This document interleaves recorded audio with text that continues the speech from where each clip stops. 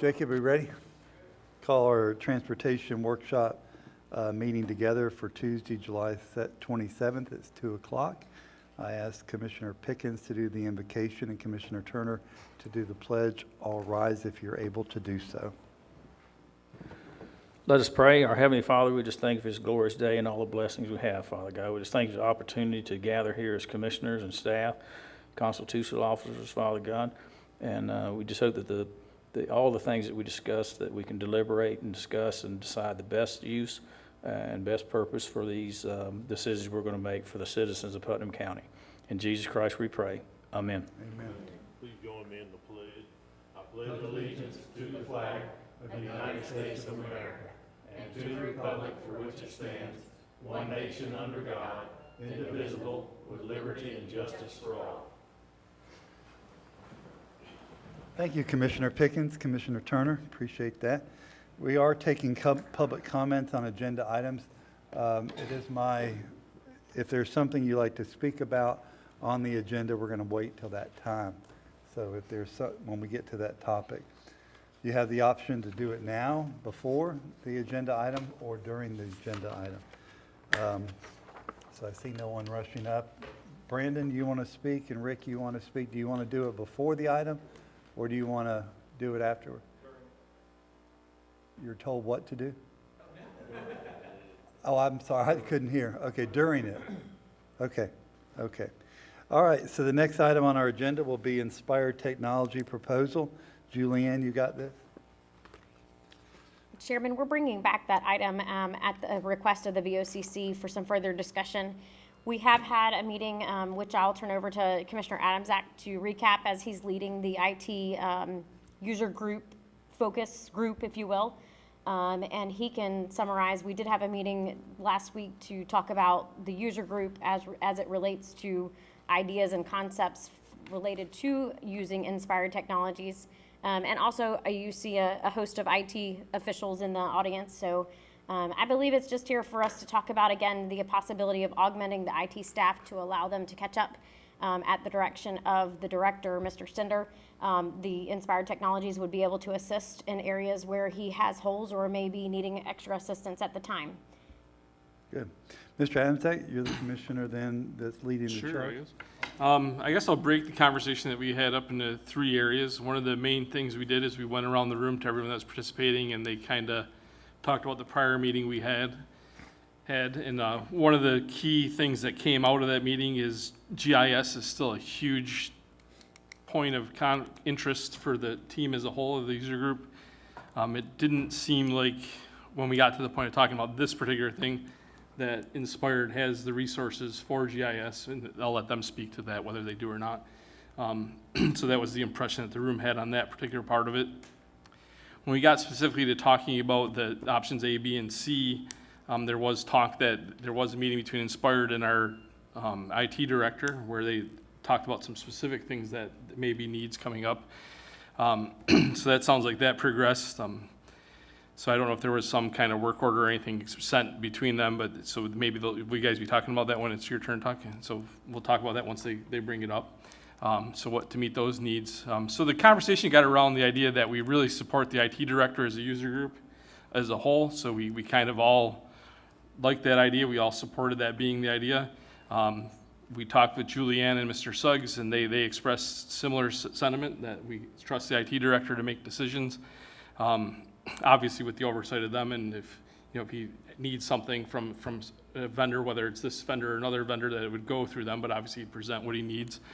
And the one sticking point was kind of around the amount of the funds needed for this, and the one thing that made a lot of people in the room more comfortable was the idea that this is not to exceed type contract, was what Mr. Suggs and Ms. Julianne had said. So under that premise, I think everyone in the user group felt pretty comfortable that, if it's a not to exceed, then that's a little bit different than just a straight up, we're going to spend $300,000, and if we don't need it, a monthly payment type thing that's set based on usage. I think it makes a lot of sense. So, thank you, Mr. Adamczak.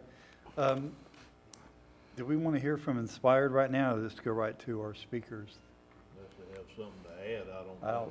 Yeah, I think y'all did a really good job in the environment that you were in. at the last meeting, and y'all really, really did a great job. So, Brandon, you want to speak? Or Rick? Who wants to go first?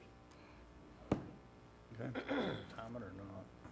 Nah. I'm Brandon Lyon. I am the Systems Administrator for Putnam County. I've been in that role for a little over the last year, and I've been with the county a total of 8.5 years now. So I really actually want to thank all of you for bringing this up. Whenever it first came up, there was a lot of apprehension. No one likes to hear that word outsource. But after looking at the services that Inspired offers, and it actually gave us a chance to really sit down and look at the projects we've been working on, the ones we are working on, and what we need to do in the future, it definitely showed us some places that some augmented services or professional services, however you want to call it, can really help us.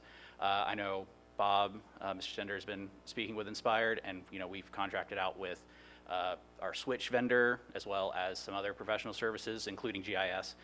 So we're really going to be taking a look at what services we can look at to really move some of these things forward, because I know sometimes we may seem like miracle workers, but we're not fortune tellers or mind readers. So we have been a little reactive, and hopefully with some extra augmented and support, we can be a little more proactive in going forward with some of these larger projects that we've been working on.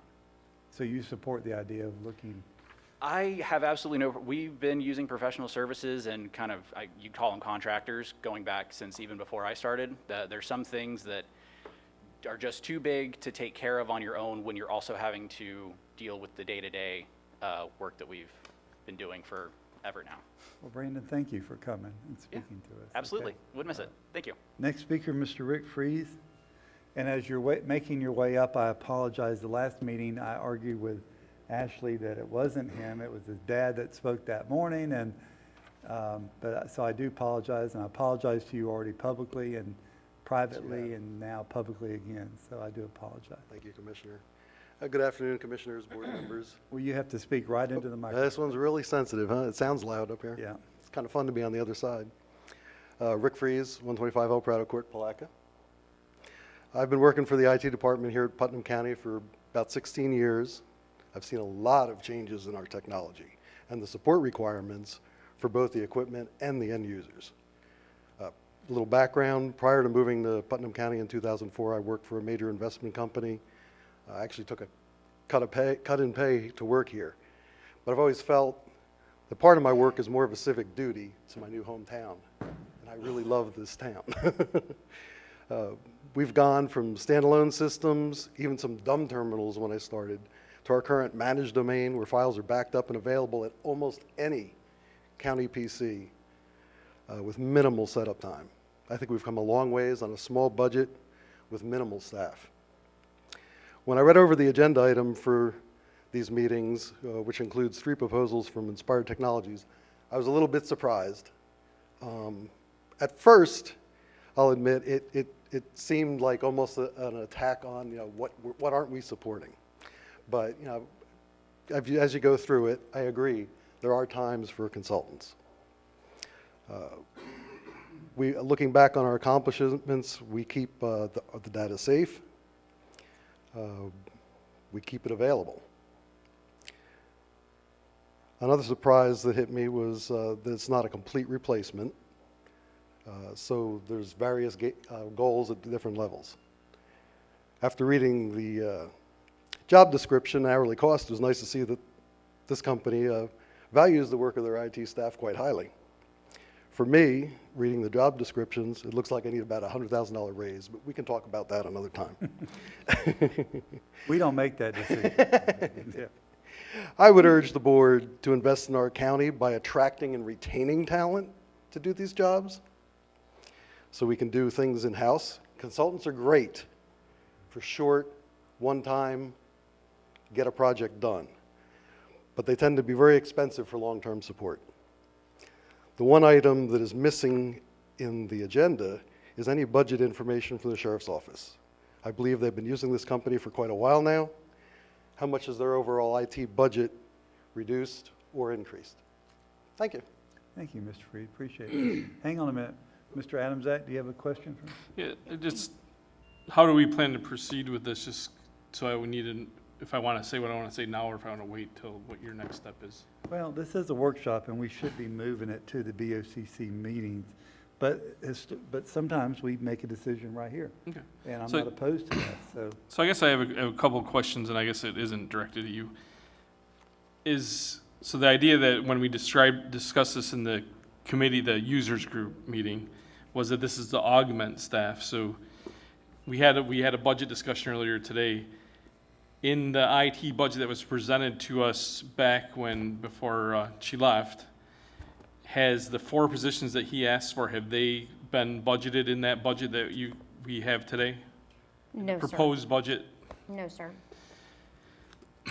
So my only concern there is, so basically we're taking almost 10,000 hours of manpower that we're taking out of a budget, and for the same amount of money, we're getting a few thousand hours of manpower. And even if their people are 4 times better than the people that we suppose theoretically could hire, which probably are gonna be the same talent pool, we just have to figure out a way to make it more attractive. And this is if we went to the highest level of those pay ranges.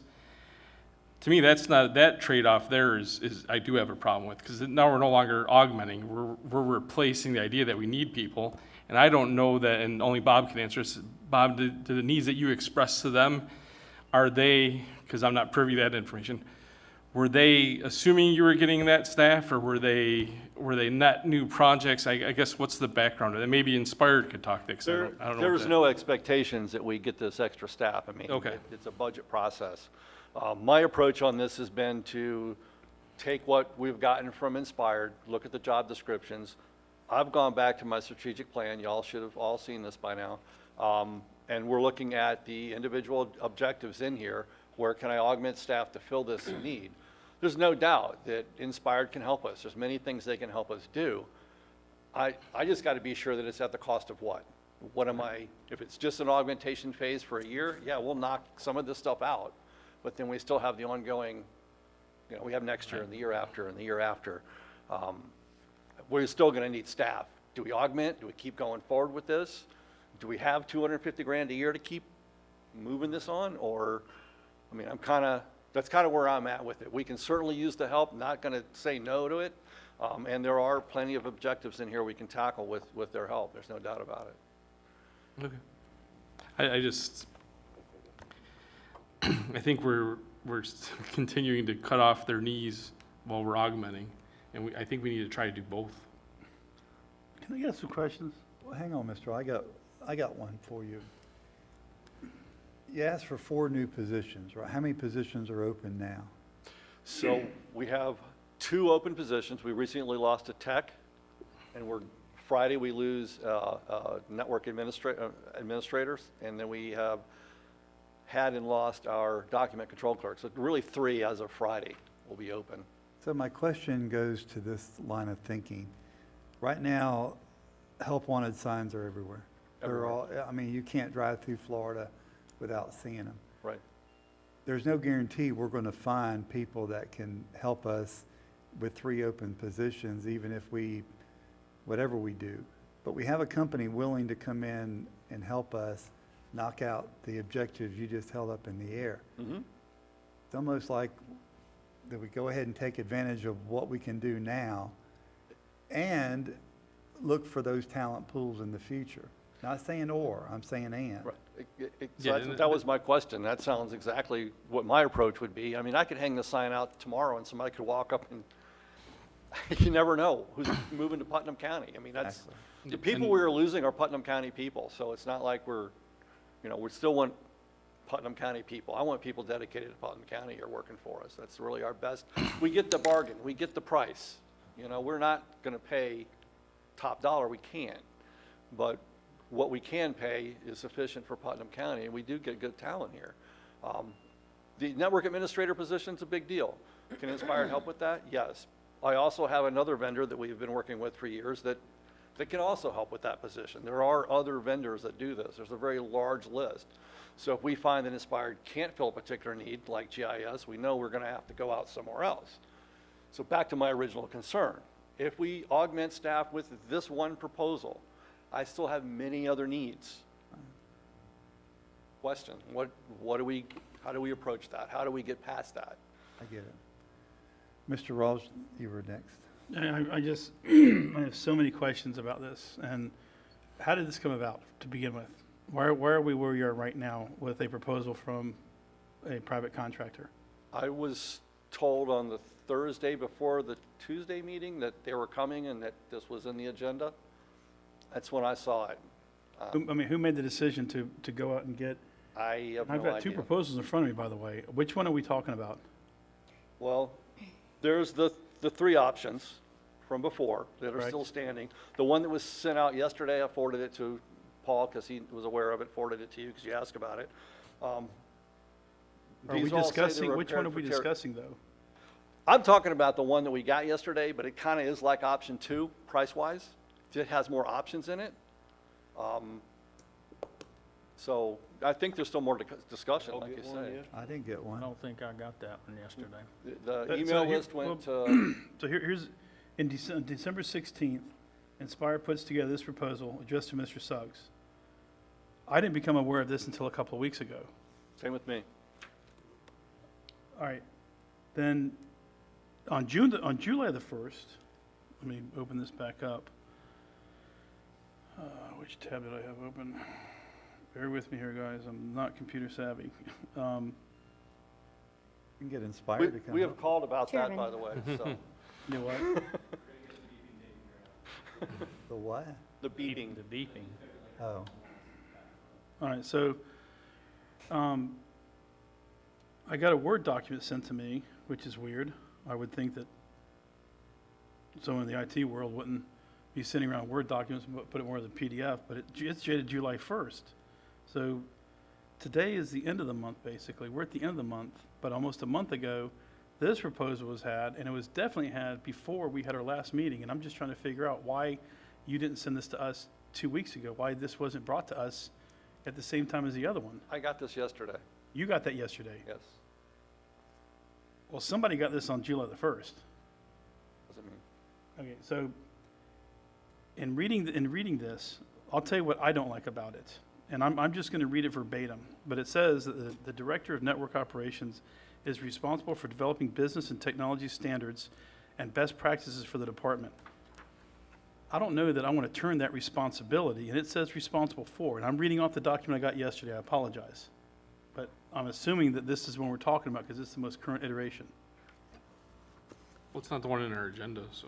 yeah, and we might have to go back to the prior one. But the terminology is all very similar. I mean, these guys can speak to it. They, No, what I don't like is when I read this, what I hear is, this is a takeover, this is a slow, comfortable screw, and if we engage with this group, we go down a path we may not be able to come back from, but I still want to know who ordered this.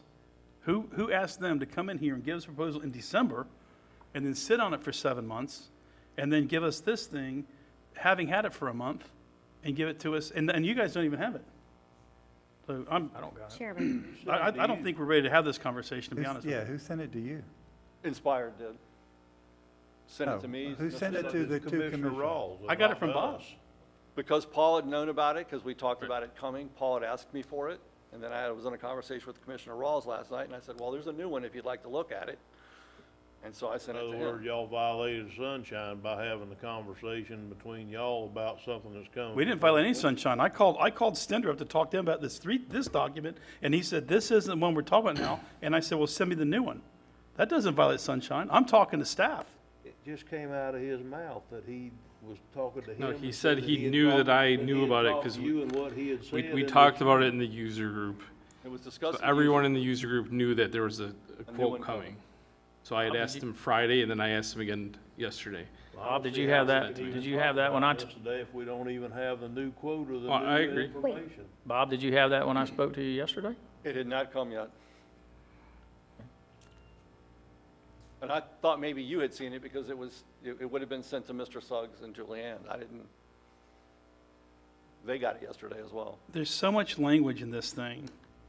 If you read through it slowly, when we were on the phone yesterday, I said, Bob, I'm reading this. So I've spoken with them about the language in the document that it would, this hasn't gone to legal yet. We don't know what it's going to look like at the end. All I'm looking at inside the document is the job descriptions and the number of hours assigned to it. That's what I'm looking at in there, trying to figure out where it fits in. It's All right, roughly let me ask you 2,100. this to bring before I call on more people. I know Commissioner Ross still has the floor. Seems to be a new document that came out yesterday afternoon that 3 of the commissioners didn't get a copy of. It seems like there might be a different price. Is that what I heard you say It's a coming little out of bit your mouth? more. So this stuff in our packet means nothing to me right now. Okay. Is that right, what I'm hearing? I think we need to look at the newest one and evaluate it. Maybe it's the 4th option now. You know, But I if haven't this seen what the replaced the 4th other ones? option is. does this replace option 2? No, hang on, Bob, I'm talking, Okay. I haven't seen what the 4th option is, It would- so.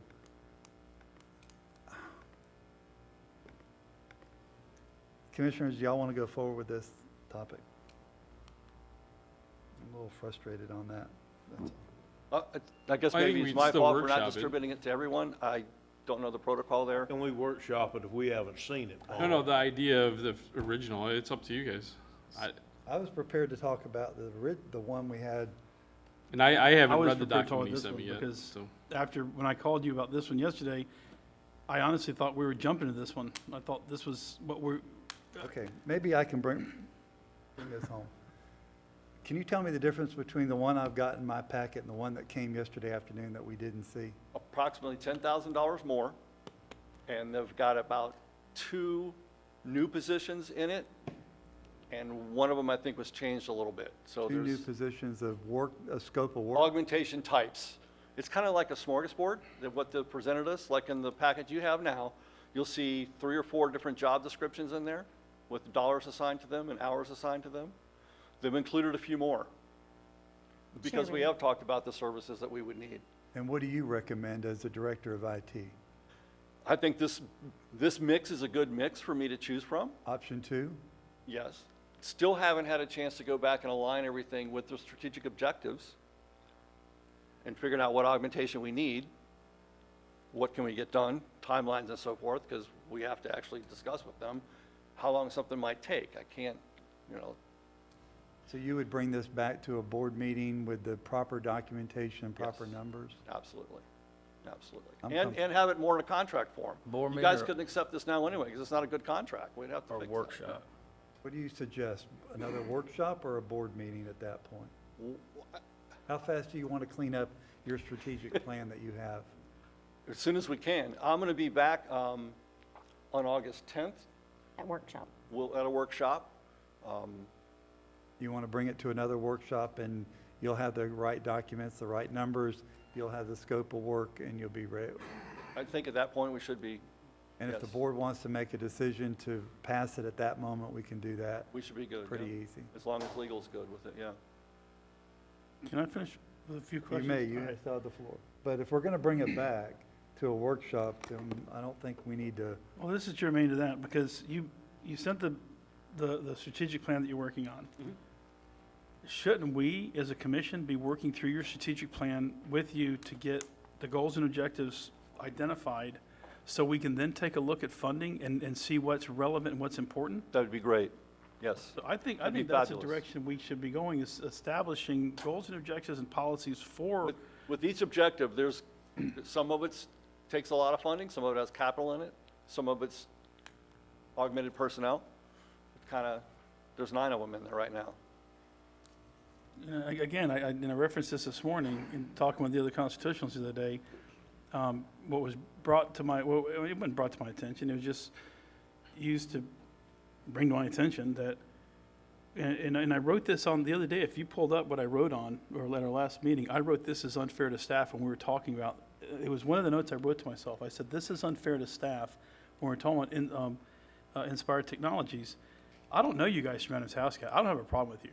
But what I don't like is a process to get us to where we are now. When I first got elected, I talked to Bob, I talked to all the department heads, and what I said was, have you presented a budget? And he said, yes, I presented a budget every year for the past 4 years, and I never get what we need. So I think that we owe it to staff to take a look at what they've proposed, get our goals and objectives in order that we want, in the order that we want to nail them down, and then find out whether we sub it out. Like this morning, we were talking about using private ambulance to augment our forces. I think it's going to be a necessary evil, but I don't like the language that's in this proposal either, because I think what it does, it sets us up to where somebody could pull the trigger, we then go on private, the cost starts escalating, mission creep sets in, and we have no control of the process, so.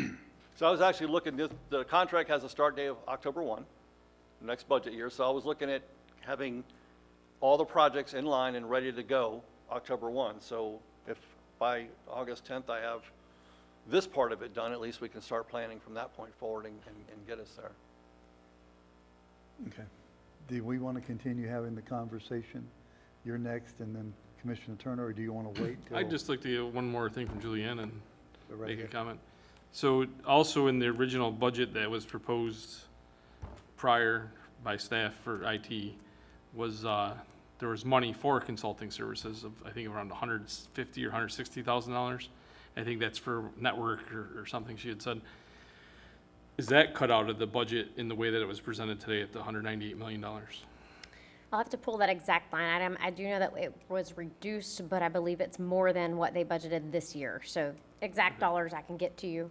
Yeah, But if you can get that to me before the 10th, and Oh, I yeah. guess the reason why, I actually fully support what the chairman's saying, it's an and, it's not an or. for Correct. me. So, but the and includes, I mean, I don't think he asked for a lot in the IT budget. I mean, if you took the IT budget that was presented, it basically is the same as option 3 here. It was very close to the numbers, and that included maintenance and hardware and all kinds of other things, and projects and GIS and things that they're not gonna do.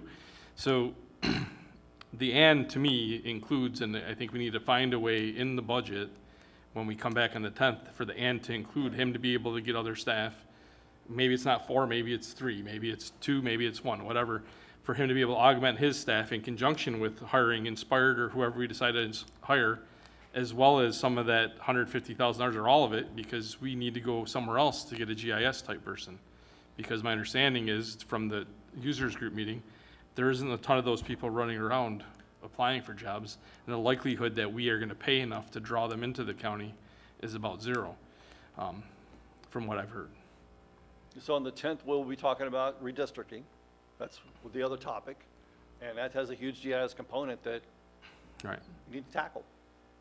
So if we're at a not and I guess, 'cause- Districting? Yes, the software that we're going to need to help Charles, We've already started that conversation, yes. yes. But we're going to be proposing the dollars that need to be spent to get it from the map into Charles's system. So we'll be talking about the same topic. It's GIS support is really my important point. so I'm for it being an and I'd like to know what the budget that we're approving, or the tentative budget looks like for IT for that 10th meeting, Sure. in conjunction with whatever they're gonna present. Sure. Mr. Turner? you wanna- Okay, first I want to join Chairman Harvey in saying that I'm pretty upset that we didn't get whatever information we're supposed to look at today. If other commissioners got it, then we should have got it too, and there is no excuse. I'm sorry. No, sir, I don't want to hear it. Yeah, no, didn't I am gonna interrupt and you. You're No, not gonna I've never me. interrupted anyone. This is gonna be the first time I interrupted someone. Okay. All the time when we have one-on-one conversations with staff, we all get information from staff members on a Not on one-on-one something we're basis gonna every directly hear at a day. workshop, This is a little we don't. different. This is, Every yeah. day, we get individual things. But it's a from little things we're different, though. pursuing. We're having a meeting on a topic. From now on, Commissioner, I'll be sure that if I send it to one, I'll send it to all. The other thing is, I thought that we were under discussions with the property appraiser's office to possibly send the GIS department over to them.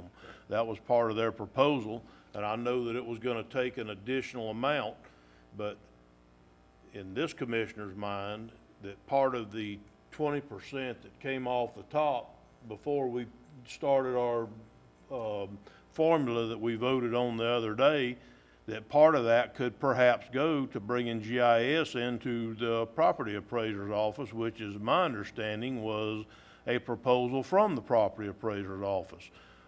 If I've misunderstood something in this, then I'd like for somebody at least shake their head yes or no or something, but I thought they were talking about sending, no, they're not talking about sending GIS to the property appraiser? Not all of it, no, sir. Clay, wasn't that part of your budget proposal? Clay, you'll have to come up and get on Let the Clay microphone. speak to that. I'm really not trying to put you on the spot, Clay. I'm trying to find out if that's still an option or that's gone off the table now, or what are we doing? Obviously, I can't speak to Mr. Stender and what the county does with their GIS. For us, we're going to be using a GIS vendor to do, it's a vendor that we've used previously that Mr. Stender's very well, he's aware of.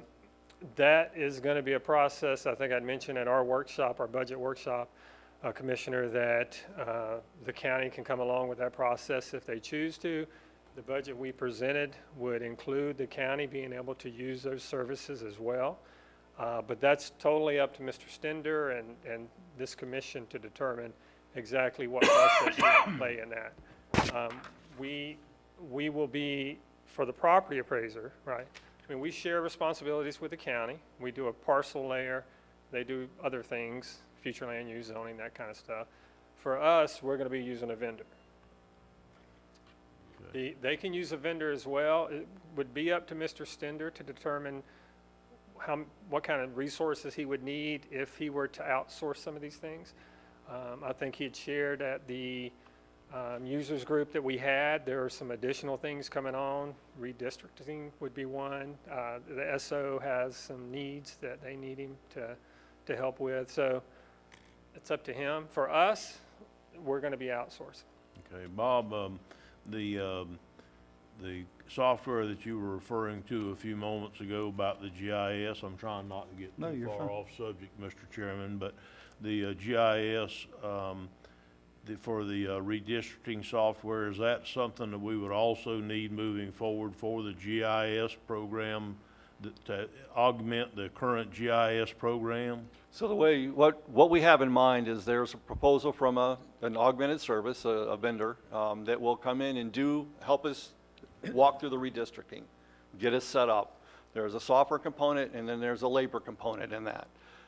At the end of the day, we're left with a piece of software that if we have the GIS staff, we can continue to update the redistricting years, months going forward.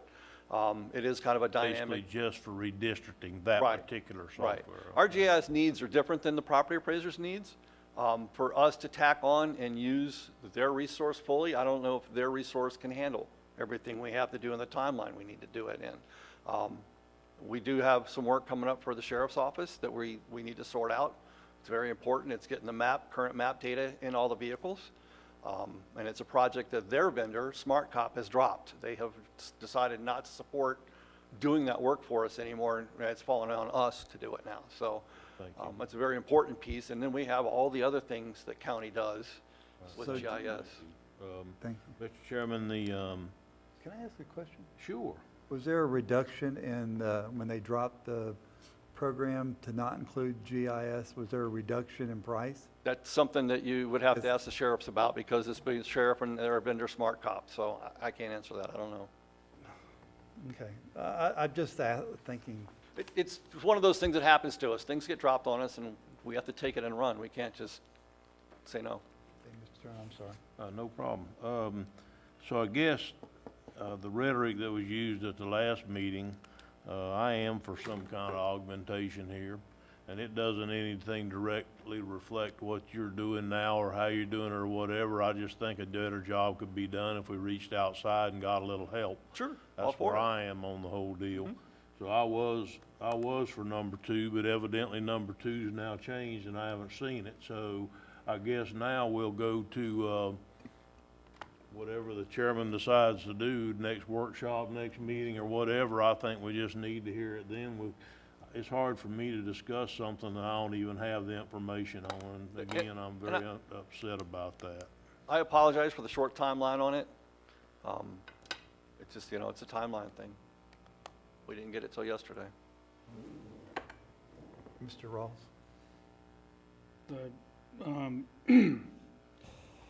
Going back to the sheriff's department, they had a contract with a vendor that elected at some point to not participate in something they already under contract to do? It's my understanding, yes, but we'd have to get, Okay, I'd have is to get that clarification on exactly that. option under anything that we're discussing now, where they could say, we just don't want to do it under, I mean, Say that again? is that an option under what we're talking about? Where Inspire could say, we just don't feel like doing this? I mean, No, regarding the other items. Yeah, let's. Okay, let's- well, all right, so there was something that was mentioned about the sheriff's department and taking a look at their IT costs and escalations. Are you aware of that, or can you speak to that, I or? have no idea. All right, I think that's something I'd like to take a look at, if we can get that information provided to us, Julianne. Why don't you reach out? From to the sheriff's office? Yeah. I'd reach maybe out to like them and ask three them. years, year over year with their IT costs, where they were before, where they are now, and see what they're looking at. We'll make a request. Yeah, that, Commissioner Rawls, why don't you reach out to them and ask, you know what you're wanting to look for, and I think you're right. What I kept hearing, excuse me, Commissioner Pickens, do you mind if I say something? Go right ahead. What I was hearing is a lot of departments out there need GIS services. Yes. If we could, let's just think outside the box here, guys. We could have one big GIS that could handle everybody's needs. Sheriff's Department, property appraiser, Charles, Supervisor of Elections, you. Wouldn't that be a nice world to live in? is that normal? That's where we were kind of. Well, I'm fixing to ask that question to Inspired in just a minute, because I got an idea. Mr. Pickens, are you done, Mr. Ross? I think I am for now. I just, I apologize for upsetting anybody. I truly thought that I was the last one getting this yesterday evening Okay. when we were talking. We got it and cleaned up. We'll move forward. So I really thought we were all prepared to talk about this one thing today. I was prepared to talk about what I got in the packet. So, Mr. Pickens, you have the floor, sir. The original proposals from Inspired, where did they go? Did they go to you, or did they go to staff, to our BOCC staff? I saw them when they were dropped in the, for the workshop 2 weeks ago.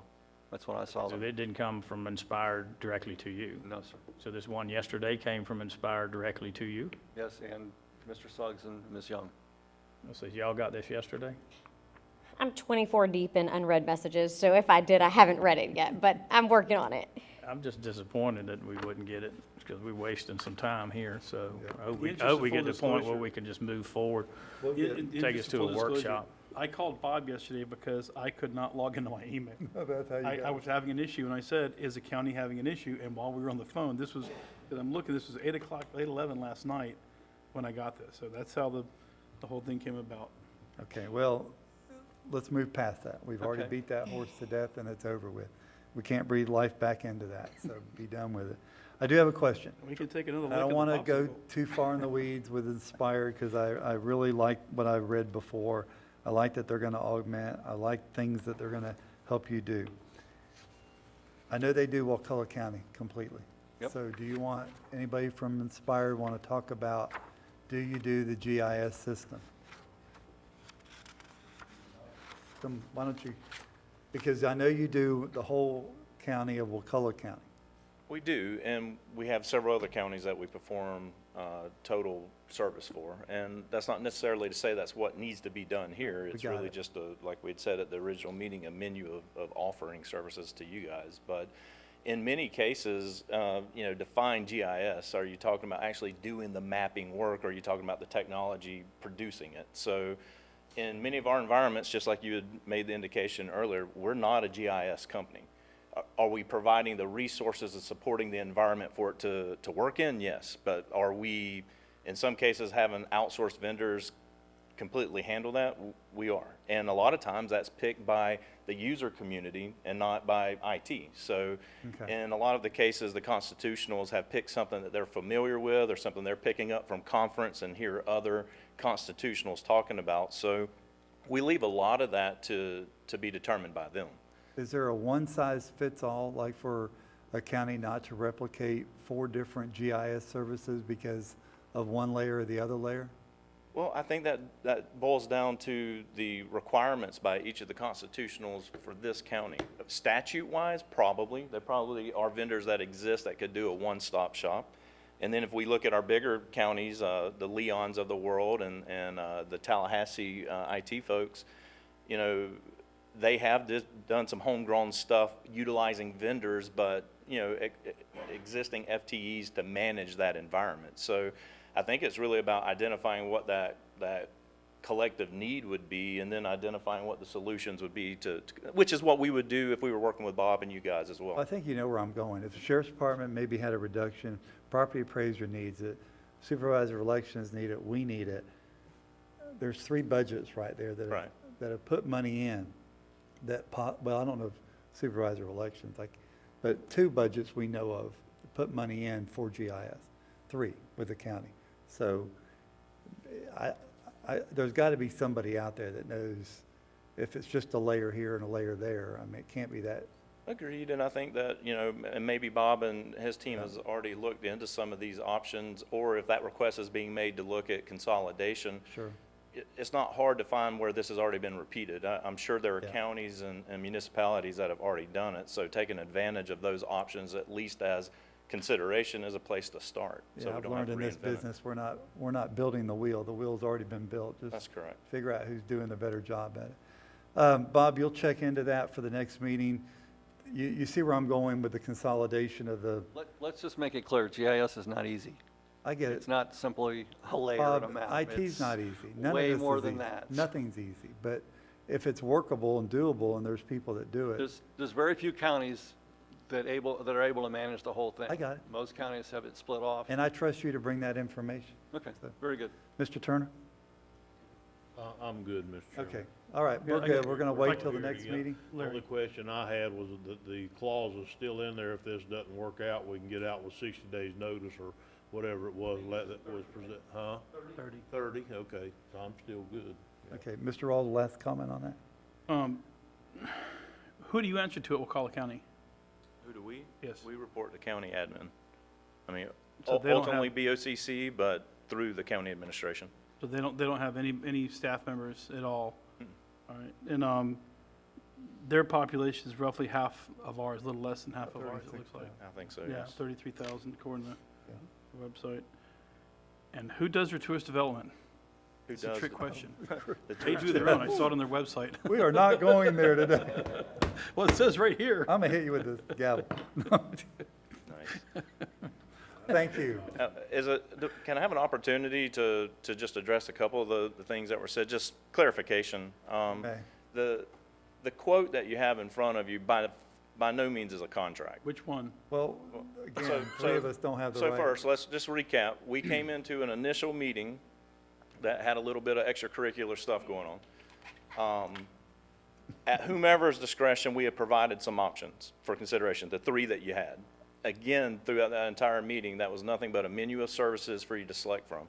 The job descriptions that are provided in that quote are mirrored to the state term IT staff augmentation contract and our government services GSA contract. So that is left intentionally the exact same for procurement purposes for you. We talked about in multiple scenarios having a statement of work defined for the actual contract, which we 100% agree with. Heck yeah. But many environments that we walk into don't generate a statement of work because things are in a state of flux, whatever that is. Not saying you can't create one here, not saying that others couldn't, but many times there has to be a starting point to get to that. And I understand you made it very clear, Commissioner, that it seems like you're writing a check to say, come in here and just kind of start doing. And part of probably the miscommunication and going forward, we'll make sure that we understand maybe the date requirements to have something, pre-provided for you guys so that you can have some time to review. But as we left the last session, which was a little hastily ended and, y'all needed to move on to whatever that was, we heard a desire Whatever to have that some was. interaction with Bob and IT staff. And I hope what resonated in my conversation was, we're really not selling you a car here. We're selling you IT solutions through your staff. And maybe if I could gain some direction of, shall we just work straight through Bob going forward to provide things to be presented to you guys as a team? Because as we had said, short of you guys saying you're done with IT, someone provide us a solution, which is not something that we actually ever thought was a scenario here. We would be working with the existing IT staff to dial up some type of, hybrid solution for you guys. Whether we work that into being a long-term solution or something that Band-Aided for a year and you guys got over the hump and you were able to staff the things you needed going forward, would be something that would be a living, breathing thing. So I just want to make sure that we're all saying the same things, inspired through the Association of Counties and the Sheriff's Association provides like services for organizations such as yourself, whether that's one person doing one small thing or a team of people working toward a common solution. So what that is certainly your call. Bob's, opinion matters in that as well. And us finding a working solution that fits for this particular environment, and no two of them are the same for us. So just understand that that's what we're wanting to do. We want to be a strategic partner, not just with you guys, but the county as a whole. And we just happen to have experience in every one of the constitutionals that you guys deal with as well. So that's our best foot forward. We'd love to provide a much more succinct proposal to you guys, but that's going to require defining some things out of the strategic plan that need to be done. Our attempt was, we talked to Bob, one of my team members talked to Bob a little bit last week, and what we heard from you guys was, well, shouldn't they be more involved? And we agree. So a light conversation happened. Obviously, some tweaks to the positions and the hours happened, and that seems like that came at the last minute for this particular style of meeting. And going forward, we just need to make sure that we're ahead of that in ample time for everyone to review. Thank you. Mr. Adams? Yeah, I just want to say, like I said at the last meeting, I appreciated your frankness and openness in this regard. So I 100% understand you were put in a weird position based on the way the ask came, because you didn't have criteria, goals to meet. So you were trying to put a smorgasbord, so to speak. Like, I think it's a terrible word.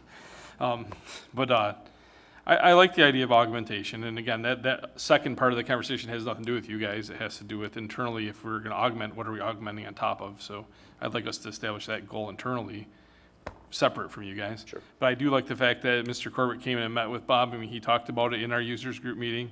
So that was very appreciative. It sounded like the scope narrowed a little bit. Maybe it could narrow it again. Maybe before the 10th, you can meet another time.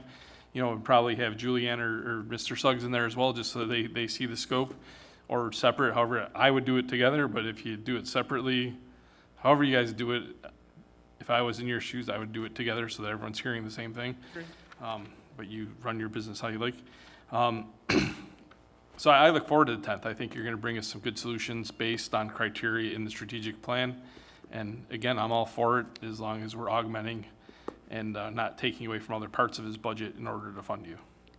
Understood. And my comeback to that, just a little retort is, we are a private business. We are for profit. So these things we're not doing for our health, which is, tongue in cheek, but it's our job to make our value to you guys, to Bob and to other staff members, the thing that keeps us around. So that's not something that we can sell and you just write blank checks for. We actually have to prove, much to Commissioner Turner's point of, you have an out. You have a way to get out of this. So if we don't provide value, which if you go to every one of my customers I have today in the state of Florida and you ask about that value, I'm very comfortable with what that answer is going to be.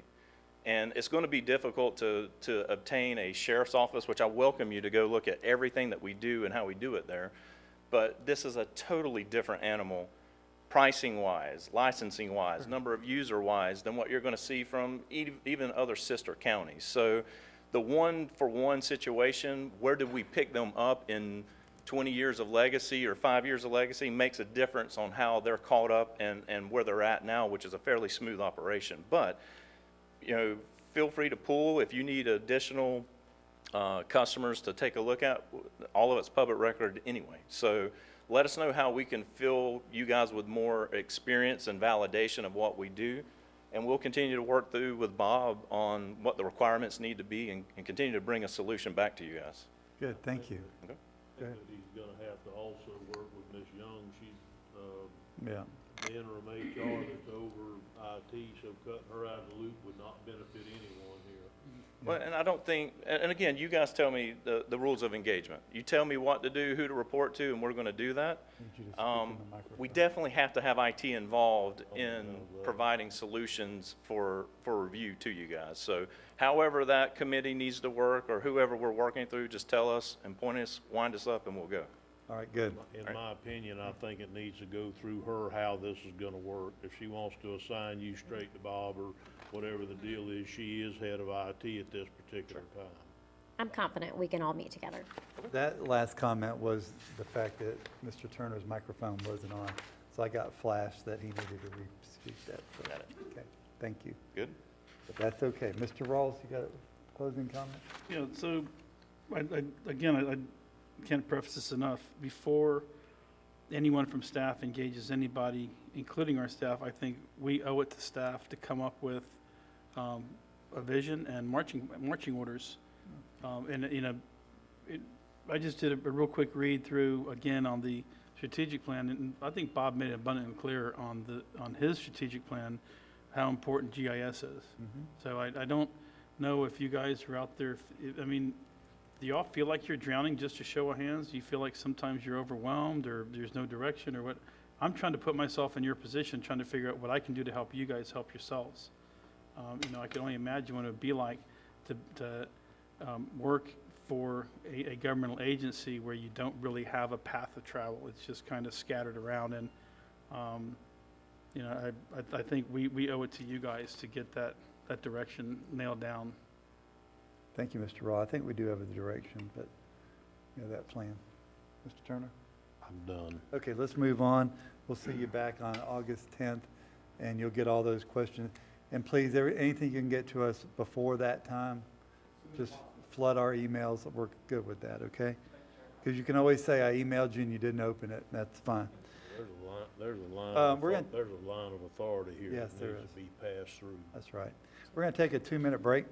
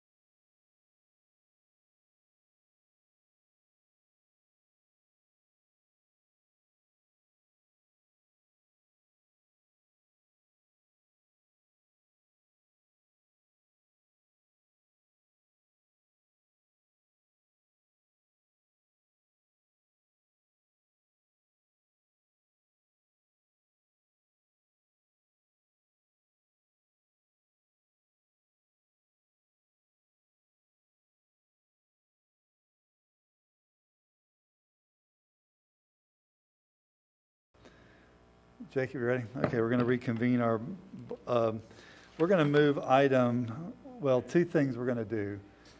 Mr. Troxel and I discussed the approval of modified dirt to pave list. If it's okay with the board, we need to move that off until next month. There's some changes that are fixing to happen, and we need to put that out there next month. If that's okay? Mr. Adams, you got a question on that? So from a District 5 perspective, I don't really like any of the choices hardly at all that are in there. So will that affect my ability to make changes on that? Only because I've never been through this process, so. Well, you know, it's really not a political process. We try not to do that. We try to base it on needs and trying to move graders out of certain areas. But there is some areas that you might want to look at. And you, Oh, I have a priority list, yeah, yeah, absolutely. and you can talk to Mr. Troxel about that. Now, he'll bring those recommendations to us, but like I said, the idea was to get graders out of certain areas. And we need to be real careful here, Mr. Chairman, that we don't get too far away from our list. Right. Because if you take a 27 and pass over it for an 18. My changes get it because it's closer, your next door closer. neighbor's house. My then choices get it problems. way closer to the list than the choices that are there now. Okay. Why don't you, if it's okay, I've we're discussed gonna them move with that him off. as well as JR. And so the next item we're going to do is item D becomes item, I guess I'm asking is, so do I give him that list so it's put on there to sit down replace with those him and items? talk to him. We have, Okay, then he'll bring the recommendations back to us. okay. Yeah, as close to that list as we can make it. Will that be at the next transportation meeting? That'll be at the next transportation meeting. So I'll That get with gives you next plenty of week. time. That gives you time to still move your agenda, because Mike's agenda is to try to move these dirt to pave projects faster than what currently has been getting done. That's So correct. You're trying to get this year's done this year if you can, not next year. And that's going to be hard, but you're trying to get next year's done in the next year, which would be a first. If we can get this year's done this year, that'll be a second if we can do next year. But the faster you get the road list, faster you can move on. Absolutely. It takes us several months to get everything August, together. bring that list back. I'll just let you know, if we've got a 15 on the list, when there's still a lot of 21 Yeah. and above, I'm gonna need to know why. Yeah, me too. Mr. Turner, you got to turn your, you got flashed at for not having your microphone on. Okay, item D now becomes item B. So we're going to go to the ingress and egress easement request at 491 Old San Mateo Road. Mr. Troxel, you ready to handle that? Yes, sir. Yes, sir. Good afternoon, Commissioners. This is an ingress egress easement for 491 Old San Mateo Road. An easement for that lot has no legal access from the county road. The Putnam County Legal Department has informed staff that the easement is required for us to, let me take that back. Putnam County owns a little sliver of land in front of that parcel. That parcel is landlocked right now and does not have any legal access to that parcel. And so what this does is create an easement across Putnam County-owned land so that these guys can access their parcel. Can I ask you a question? Yes, sir. Why do we own that land to begin with? That, I do not know why we own that land. I didn't realize we owned it until this came in front of All us. right, who are you, sir? Jason Rogers with Watson Realty. I live 190 Central Avenue, San Mateo. I'm representing the seller for this. He's trying to sell this property. And talking to him, I remember growing up as a kid, that's where we went to dump trash because there was dumpsters there. Okay. So the county took that over, it was an old railroad bed, took that over to have access to put the county dumpsters because there wasn't pickup in the San Mateo area then. So that's why it Green was county. boxes were there. So now there's no dumpsters there, it's just empty land. Mr. Turner, you're familiar with that property? Not particularly, no, sir. Okay. So we're going to give an easement over, the request is to give an easement over our property so the property's not landlocked and this gentleman can sell the property to, I assume, to this lady over here sitting to my left. Correct. And the easement we're looking for is just for access. It's up on the northern part of our property that we currently own. So it's not through the middle, it's on the edge. Absolutely. And that's in your packet on page 131 How big a property is it, Mike? Excuse me, Mr. For Chairman. our parcel, it's not very big. I didn't bring my glasses, and this is really small. I didn't understand that thing at all. 2 acres, I believe? Our parcel? Yeah, it's just over 2 acres. And it butts up at the top to Seminole, or not Seminole, Florida Power and Light property. So we're talking about that little piece Basically, way we're up top. talking about giving them an easement done, landlocked a piece of property behind it along the edge. Absolutely. The edge of the 2 acres. Correct. Okay. Okay, Mr. Pickens, you got a question? So they'll be driving over this easement to access the property. Is that correct? What's your question again? I'm The sorry. easement, I guess, is to access the property? Oh, yes, they need that easement because there is no easement to that property currently. Who maintains the easement on our property? Well, we maintain the property. There is no easement there now. I They would, understand that, but somebody's gonna be driving over it now, right? there will be if we approve this, yes. Okay, so eventually that's gonna need some type of maintenance, road maintenance, unless I'm missing the point here. That would be almost like a driveway ingress egress. That So wouldn't be Putnam the County. county won't have to go out there and maintain this road for them. Or build it. Or build it, no. Okay, No. all right. All right. Ma'am, would you like to say a few words? Or do you think you want to quit while you're ahead? Yeah, we just would like to just have legal access because the buyer would like to make improvements on the property and they can't get permits without legal access. I got you. Right. Okay. Mr. Rawls, this is page 124. I moved item D to item B. Board, what's your pleasure on this? Mr. Chairman, I have no issue giving them that, but one step further, I think we need to take this 2 acres of property that we just discovered that we may or may not even need and find out if this is a candidate to just sell the property. I'm not saying they need to hold on forever or what, go ahead and give them their easement if you ask me, because it's not gonna detour the property. But then I think we need to look into it as a possible property to dispose of if it's something that Public Works, Fire Department, y'all go through the processes that you go through. What Wait is a it, minute, Miss? Julie's about to have a nervous breakdown.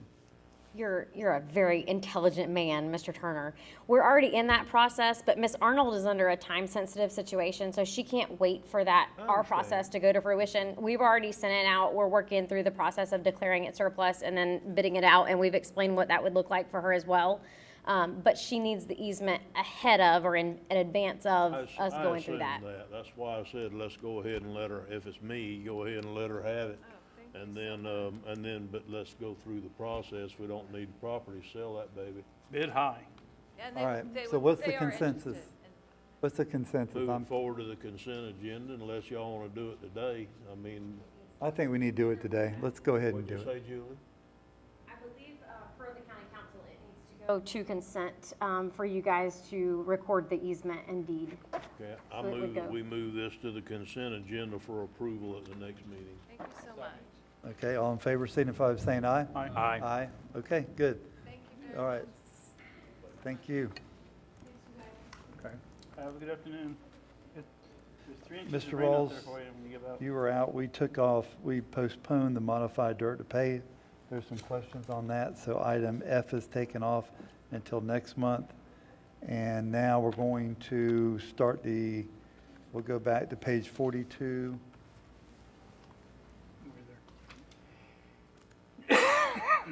Mr. Troxel, this lady over here has item K.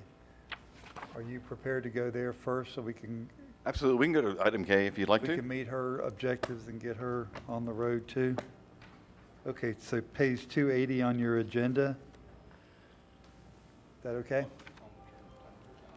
I try to be accommodating as possible. Okay, Mr. Troxel, if you'll go ahead. Y'all will give me just a second. Okay. Jacob, could you walk around there and turn the thermostat down? Commissioner Adams Act requested it this time. It's got to be hot in here if he requested it.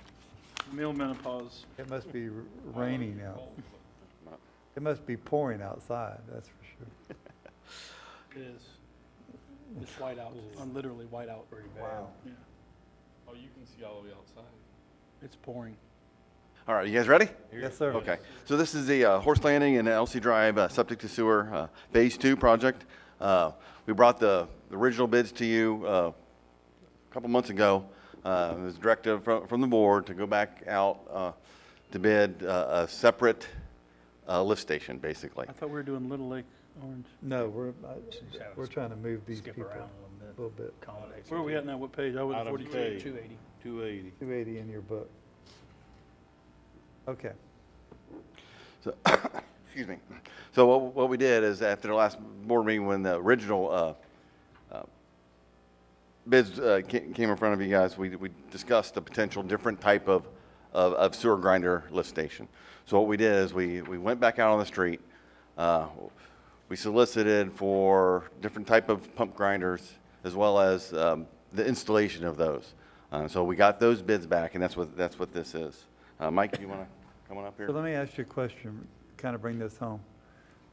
We originally went out for bid with a certain brand of grinder pump and hookup, and the bids came back. So then we went out to bid again with a different specification on grinder pump and hookup. It wasn't a different specification. It was the same specification, but a different company that could meet that specification. Okay. We came the first time with a sole source basically for I got you. Okay. for the E1. Okay. And then we determined that there might be other ones out there. And so what we did is we broke that bid up into several different ones. The installation and then of the pumps and the lines, and then Gotcha. providing the different type of pump. And Okay. so we did get 2 bids back on pumps. And Mike, do you want to Yep. talk about that? Come on. Hi, thank you. Y'all might be pumping pretty soon if it's really raining that bad. They said the lid of my truck blew open and Oh, really? there's that little thing that goes over the bed. Oh, okay. Yeah. Go ahead, sir. So after the bids came in, bid 2115 and 2114, I think there are 2 options that we're proposing here. The first option would be to reject bid 21-15 and award the alternate bid 21-14 to TB Landmark to provide the materials and installation services. If the board decides to go with this route, the county funds required would be $128,251.25. And then the other option would be to award bid 2114 to TB Landmark to provide the installation services, and then 2115 to Messina and Associates to furnish the grinder pump stations. If the county decides to move forward with this, the county funds required would be $114,360.63. Public Works recommends option 1 for a few reasons. To maintain standardization of the currently installed units, prevent the need to maintain adequate inventory of both brands of grinder pumps, reduce the risk of potential price increases after construction begins that may arise due to the varying interpretation of E1 equivalent, and reduce the liability of installing grinder pump systems in an area that was designed by a professional engineer for E1 grinder pump systems, and also to prevent further delays that may arise. So Public Works is seeking guidance for this and which option you would like to pursue. Okay, so Mr. Turner's next. let me get this square. We bid a project and we awarded that project. We didn't award it. But we didn't award it because we thought we might could save money by using a different grinder pump. And so now it's gonna cost $128,000 more than if we'd awarded it at the time. What am I missing here, guys? So the difference would be if we were to award to the contractor to provide the E1 and the services to install it, it'd be $128,000. If we were to award to the contractor to install it and then at the other bid just to furnish the materials, it would be $114,000. So the difference would be about $14,000 if we were to go with a different system. But This is part of the water management grant money is what it is, and so we're using that grant money. So on top of that, we're hooking up more people than what we can afford to, or it shouldn't cost county any money at all. What, am I missing something here? so whenever we applied for the grant, the prices of materials were a lot less. The prices are increasing every day. So due to just the amount of time that's passed since we applied for the grant and what the prices are now, there is an increase in the amount that the county would be We don't required. have the latitude to just take some hookups out until we get to that point. We've got to furnish so many hookups to get the $1.4 million or whatever it was from the water management. We've got to hook up so many properties. Yes. Yeah, I did ask the district about this. The district provided 1.279 million. The total for when the bids came in was 1.407 million. So that's where that difference is. I did ask them if we could connect less so that's within the budget. When did we rebid this, Mike? I remember it back in the past, but I don't remember when. How far back did we change it, trying to save money on changing grinder pumps from the original? How far back was that? So basically, how much difference has changed between then and now? Because back then it came in within the contracted dollar, didn't it?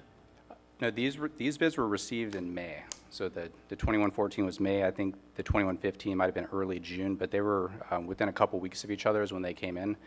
So we haven't rejected any bids? We have not. Okay. So after this discussion, the next consent is when we would bring the recommendation to award, depending on how you wish to proceed. I think I'm done for now, sir. Mr. Ross?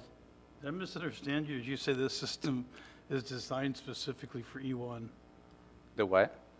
I said, did I misunderstand you, or did you say this system was designed by an engineer specifically for E1 pumps? Yeah, whenever as many force mains I've hooked into, I've never heard that before. The engineering plans that we are utilizing for this project, we reached out to a professional engineer to design it. The specifications call for, the E1 based off different criteria. So, and it was stamped by a PE. We asked them if we could utilize their plans to do more connections because the original connections was the last phase whenever we connected 30. So now that we're connecting 90, we didn't have to seek more professional design services because they allowed us to use the plans from the previous phase on this project. So that's why I mentioned the liability. If we decide to go with a different pump that has a different flow rate or pressure, and you're connecting 90 of them in a place that only has 30 right now, and something were to happen, we can't go back to the engineer because we're installing something that it wasn't designed for. Okay, so I'm going to say this doesn't make any sense for somebody that does this for a living and has continued to do it for a living, and in the process of actually doing some right now. Your system's either, you've got a design pressure for your entire force main. It doesn't matter whose pump you put on it. The daily flow rate is going to be determined on the building that it's connected to, whether it's a house or duplex or apartments. So I'm just kind of perplexed. I understand that you guys are running for safety, saying, well, this was designed by a design professional, but your force main itself.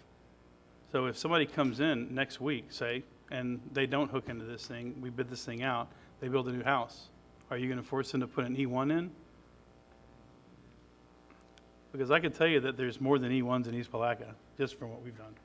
But no, and we did reach out to the engineer and we asked them for the Messina pumps that they provided.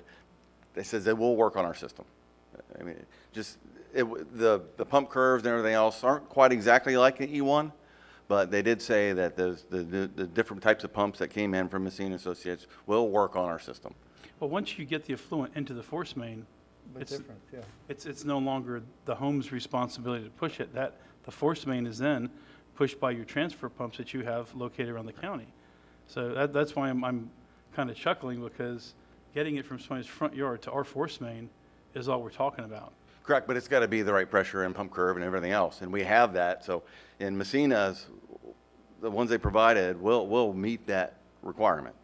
That's all we're saying. I don't know if I made you aware, but I sent a letter to Mr. Suggs that I just stumbled across when I was doing some research. This was a letter that was written from the JEA to customers, basically putting them on notice that they were no longer interested in maintaining grinder stations in individual yards, that they saw it as a conflict, and they had over 1,000 people that they were going to be disappointing in doing so. So I've said since day one, I'm against this type of system. I think that we're doing work in private yards, putting pumps in that we shouldn't have to maintain in the future. We're coming up on about 10 years on the original system that was put in on this part of East Palatka. And, you know, I think sooner than later, if you haven't already started replacing those pumps, you will start replacing those pumps eventually. So I understand you saying having you know, attic stocks that you can pull from and just drop in, direct replacement and all that. I got that part of it. I don't want us in the grinder pump business whatsoever. And sir, I understand that, but that's part of the agreement that we have to sign to get the What I'm money saying is to do that these. maybe we just don't sign those agreements and, because we're hamstringing every taxpayer in this community. When we put those pumps in, they are now responsible for somebody's private poop pump all the way out to the road. From their house all the way out to the road, we're responsible for all of that infrastructure. And sir, I agree with you, but there's no way that the county can afford to put all these pumps in and do that without a grant. I'm saying let the citizens provide that for themselves when they need it, and there will be a time when they need it. But you know, I know I'm beating a dead horse here, and I'll No, I don't think shut you up, are, but we can have that conversation. There will be a time when the citizens will have to do that, but you know, when we're getting grants for this, I believe now is the time to put as many in as we can when we get that money. Unfortunately, this time we're going to have to fund a little bit more money because of the prices went up. Okay, I have a few questions. When I first got here, I felt the same way Commissioner Rawls does, and I appreciate the grants, I appreciate the sewer system, and I really do. I think we wouldn't be growing in that area if we didn't have it. We wouldn't be protecting our river. But I had a conversation with you that I had with one of your employees, and because I looked at a grinder pump where they threw a pair of jeans in it, and the jeans ate it up, or the grinder ate it up and spit it out, and life was good. My point was, when I got here, started looking online at grinder pumps, one of your employees says, I don't care how they get their crap to me, just get it to me, within specifications. So if these other pumps meet that specification, and it meets the spirit of the contract with water management, which I'm assuming it does, right? The engineers already said it's about the same product, correct? Correct. Okay, so now we've got, if one pump does go down, we have another pump that we can even, whatever's the cheapest. They're not plug and play. Don't get me wrong, they're not plug and play. I can't. No, I understand that, duplex but it's either. this is a whole new phase. Correct. So it's not like the other ones, so, yeah, I'm good with that. Well, Mr. Turner?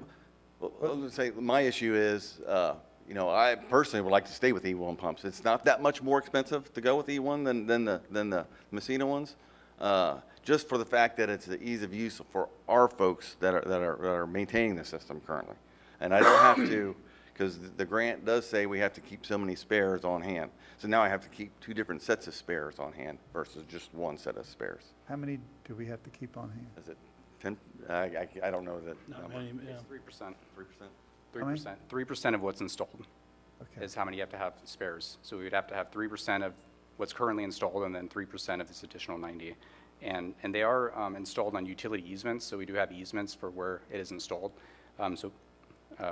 Just to go back to what you were saying about the private property, and then also just the different definitions of the E1 equivalent is really the concern here. But yeah, standardization, training, additional training that would be required on all of our guys if any problems did arise in the future.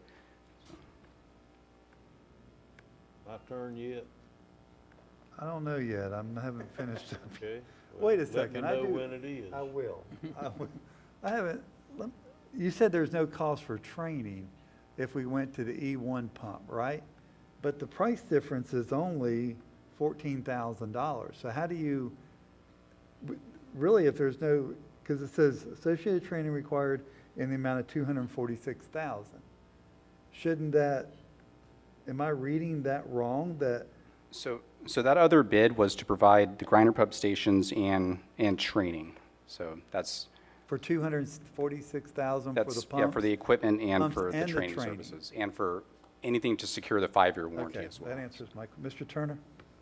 Okay, my first question would be, are part of these, if we went with today with option 1 and $128,000, Ms. Young, do you think that would be paid for possibly out of the $7 million pool of money for infrastructure?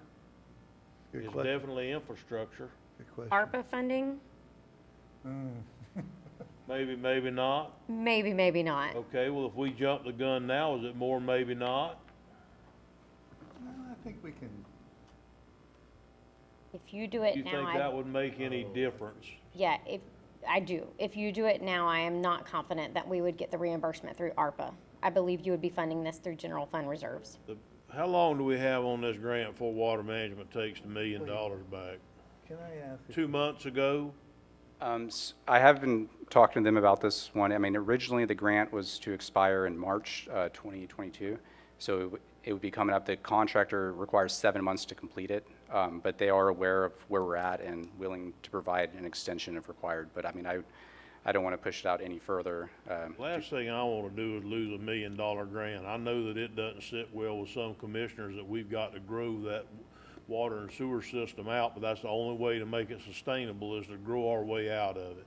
So I understand the part about taking the taxpayers' money from interlocking, but that don't hold water because people in San Mateo pay for roads to be paved out there too. So that's not a valid, that's just to me is not a valid line. So, and we inherited this as commissioners, so we've got to move it forward. It sits there, it's just gonna cost forever. The only way to do it is to work our way out of it. We're working on a lot of other recommendations and whatever too, but we haven't got there yet.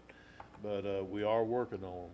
So, you know, I don't wanna hold this up anymore, cause all it's gonna do is cost another $28,000 2 months from now, or another $30,000 2 months from now. So if we're gonna do this, and I think we should, we've already accepted the grant from water management, we've already done everything, it's just a matter of going and getting it done. I think we need to move it forward to consent agenda, option 1, and get this thing on the road. We already obstructed the whole process from May until now by trying to change grinder pumps and possibly saving a couple of bucks.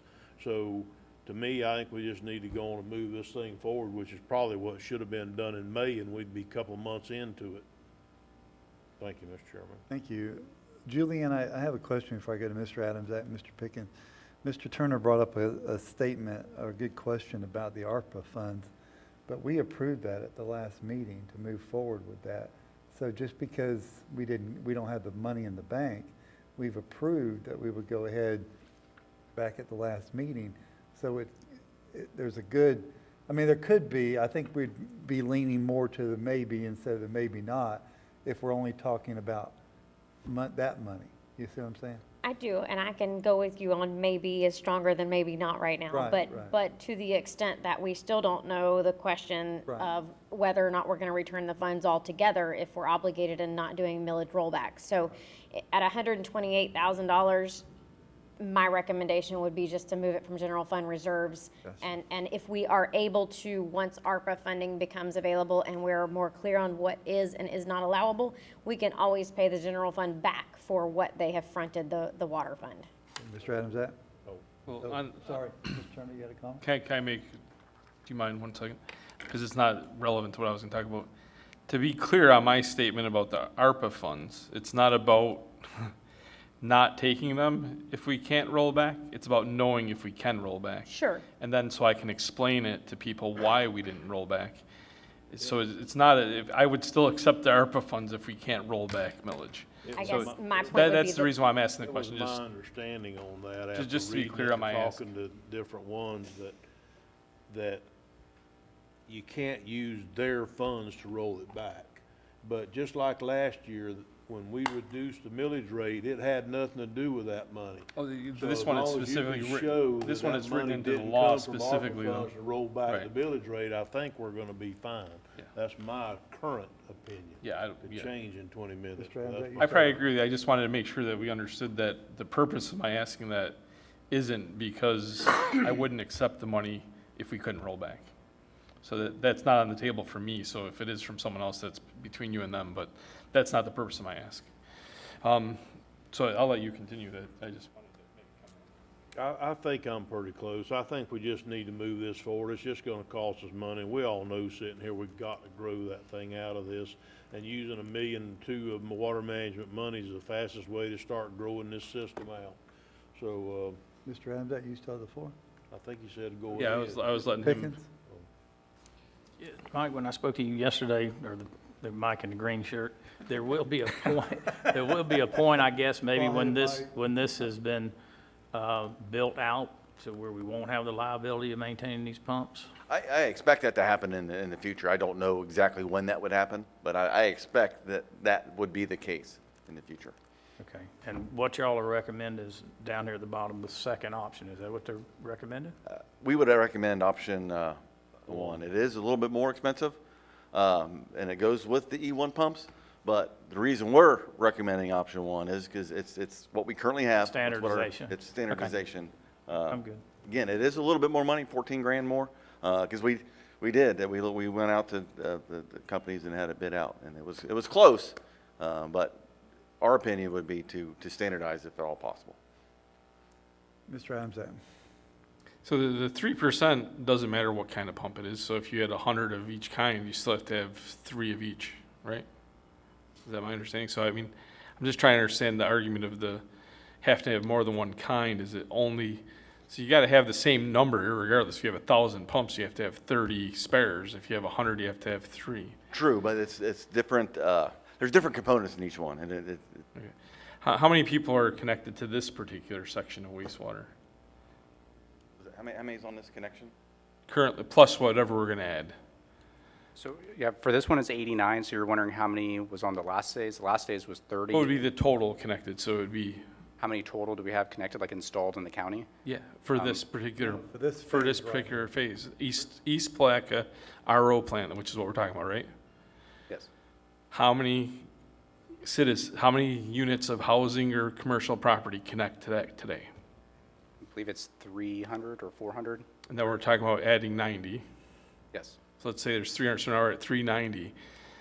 And then there's another one that was recently approved, I think about a month or two ago for the next phase, and that's an additional 30. Okay, so we're talking about somewhere between 420 and 520 connections to this, if this all gets connected and done. I mean, what is it? Are our rates, how competitive are our rates compared to other areas for I sewer? haven't got that far. Okay. I'm looking right now, I don't mind giving you just a very quick update. What I'm working on right now is, do we pay something off, do we not, where do we get the money? If we do we lose grants? If we don't, there's just all these things. Every time we come up with a question Right. and get it researched and answered, there's something else I've got to research and answer. And so, it just Yeah. takes time to get to. So I'm looking at the fee schedule, so we're charging $30, I assume that's monthly? For wastewater, for water, and then wastewater is 125%, so that's 30 plus 125, whatever that is. I believe it's 50, right? I think there's one structure for the Paradise No, this Point. is for East Placa RO plant, right? Each one's separate, so Buena Vista is separate, and Paradise View has its own costs as well. They're, according to our fee schedule I'm looking at.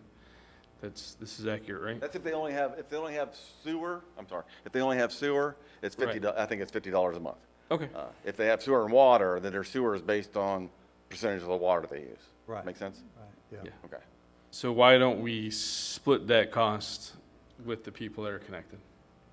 Because they're the end user that's benefiting from it. You won't get them to hook up, that's why. Well, I understand, Paul, but that's the way it is. The water management gave us the money if we hook the people up, not if we split with them. State So- statutes mandates that if it's in front of their house, they have to hook up Understand, within. but that's a whole different thing from what we're talking about today, and I'm not against it. Right. I'm not against going in there and saying, if your pump goes bad and we got water in the area, they can't give you a permit for another well. You got to hook on to our system. If your septic tank or your drain field goes bad, you can't get a permit and fix it. You got to hook that onto our system. I have no problem going there whatsoever. But Yeah, I'm talking this about grant says initial we got to connection. hook it up or not get the money. Right, but the statute states if we're and Rich verified this during the one meeting, if we have a pipe in front of their house, they are to connect. Yeah. Now, he said most counties don't enforce that statute, But that is our liberty to enforce that statute. And I think in our situation, we need to enforce that statute. And if they don't take advantage of the fact that it's free today, and they're not one of the people that signs up, then it's not gonna be free for them when they wait the 6 Which months. is how we That's sell how we it do it. on town hall meetings, That's hard how as we we do it. can, to get people to come hook up. Cause we tell them, it's coming. We Right. tell them in town hall meetings, it's coming. If you're We're smart, you selling can it, hook up. yeah, right. We tell them that, right? But But if you then we, wanna then we pay it, don't, then we wait. don't on the backside actually do the enforcement and make the people who chose not to hook up. That's the part of it that we're missing.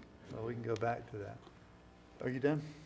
Yeah, I like to see us find a way for those citizens that are gonna take advantage of I got all the that. thing, Yeah, I got it. basically share in the cost. Mr. Charlie, I got one question before I turn it over to Mr. Rawls. How long do we, in our grants, and you might not know this right now, but how long do we have to maintain those grinder pumps before they're not going to be our responsibility if the board chooses to go that way? I will have to look at that, because Okay, I do take- not know Would you that. let us know? Thank you. Mr. Rawls, you have the floor, sir. I've asked that question at least a dozen times in different meetings, and every time I got the same answer, which is ours in perpetuity. We install them, we That's own true. them. Change rules. That's not No. true. That's what I've been told. That's why it's going all the way back to Press Tompkins. So, to answer your question about competitive rates, the city of Plaquemine, and this is from memory, charges 300% of whatever the water is. So if you have a $50 water bill, you'll have a $150 sewer bill. They take water times 3 equals sewer.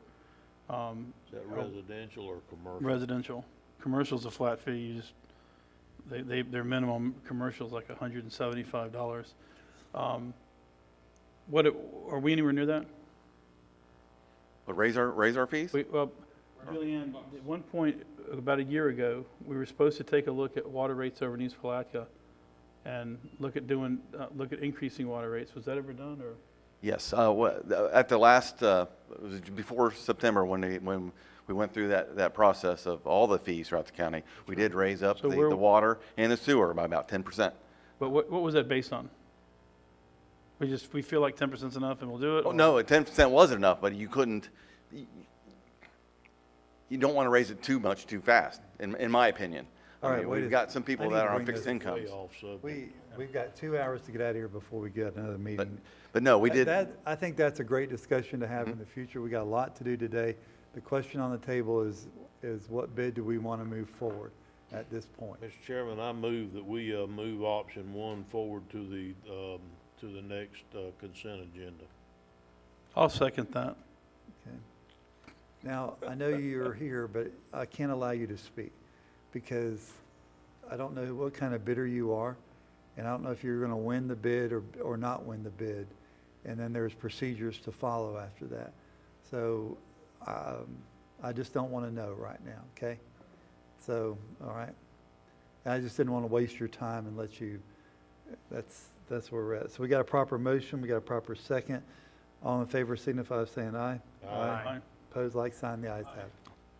Okay. He almost got you. You opposed? Okay, 4-1. Did you get that? Okay, good. All right, let's go back on topic here. Next item is page 42 on your agenda. Will be Little Orange Lake. Mr. Troxel, if you don't mind, I'll take this one. oh, go ahead, sir. I was contacted by, there's an email in your packet about our participation in trying to clean out this lake. I was very clear that we are not in the lake clearing business. Whether the board wants to support a letter to FWC saying that we support their efforts in cleaning the lake, that would be a totally different thing. But this board we don't clean lakes, and we don't want to start down that rabbit hole.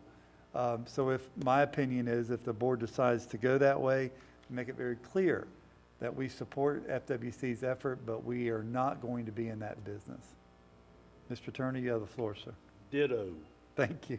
I mean, if you're Yeah, gonna start cleaning out no, lakes, how about all the canals in No, District 3 no. and in District 1? I was fixing to Where say does that. it stop? I mean, we can't do that. I mean. So we're going to write a letter that we support FWC's position if they want to clean it out, but the board will we don't want any type of You know what to say. Kinda like we did on the walkway underneath Yeah, the bridge. You right. know, we don't, we support We it, wave but and we are- support, we- but- But we are not gonna participate. Right.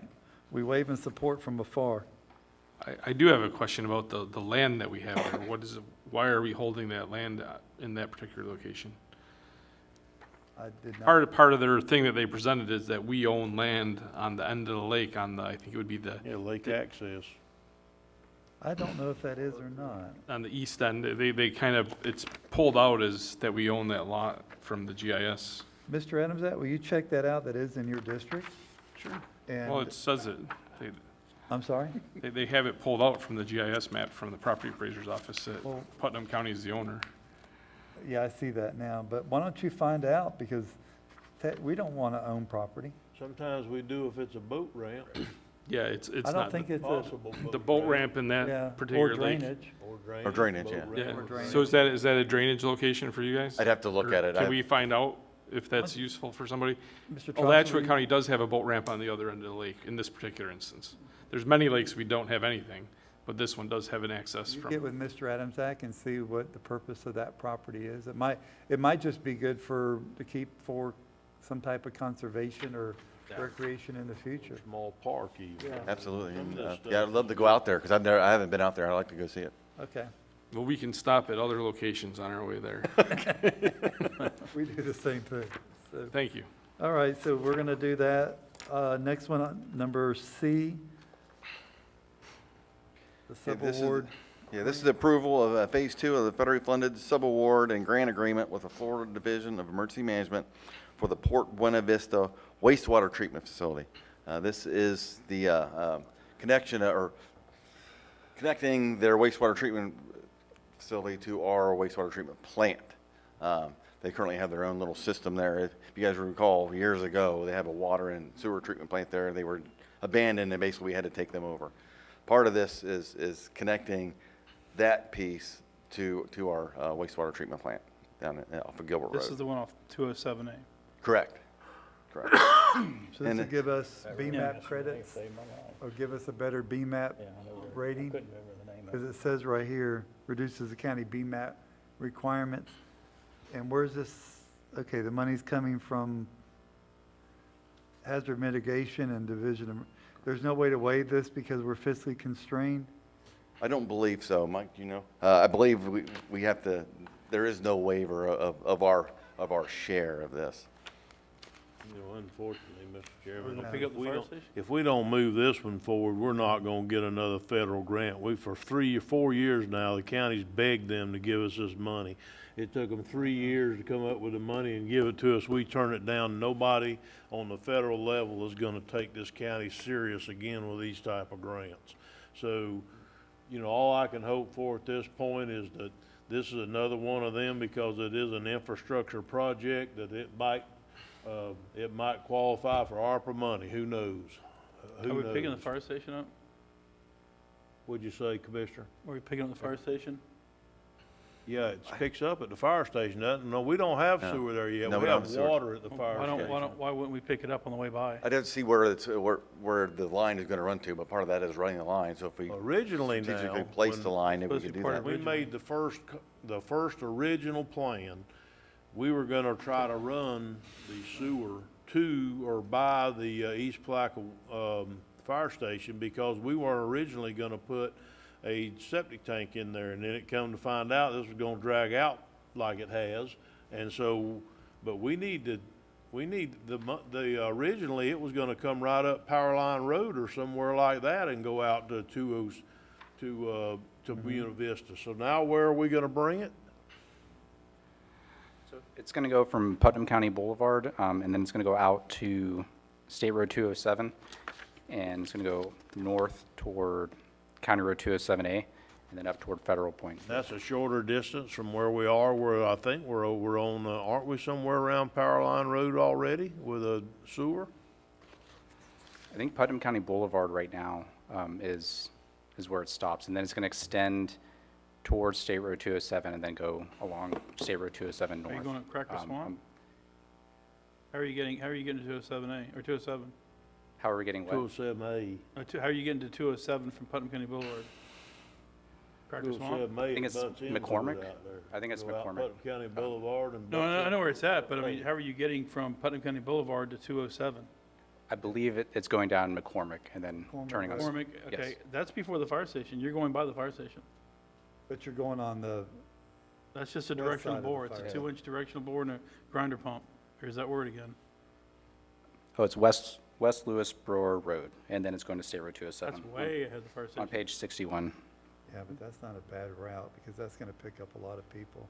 Maybe that's why they changed it, because there was more mailboxes on that route than there Yeah. was on going out Powerline Road through the farm field. I'm just saying, we really should consider that if we're doing this. You're gonna go right by, Commissioner Turner's right. We originally were gonna hook the fire station up to this. This couldn't get approved fast enough, so they put a septic system in. And I agree. Now, I can't include that in this grant. I think the grant is specifically for to change that into a lift station up there. Put a tap? Oh, we can put a tap. I'm assuming we can put a tap, but as far as hooking them up, we have to do that differently. But Again, yes. I think I have the floor, don't I? Yeah, I guess.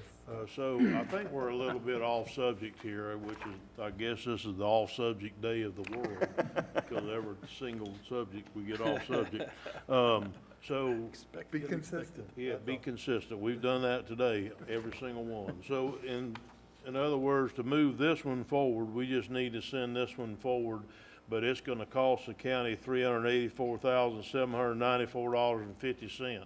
But in fairness, once we do this up, we spend a lot of money over the next couple, 3 years. We're gonna spend that much money in just maintaining the existing plant out there. So over a period of about a 3-year period, we're gonna actually have that $394 eat up on what we're gonna pay one way or the other.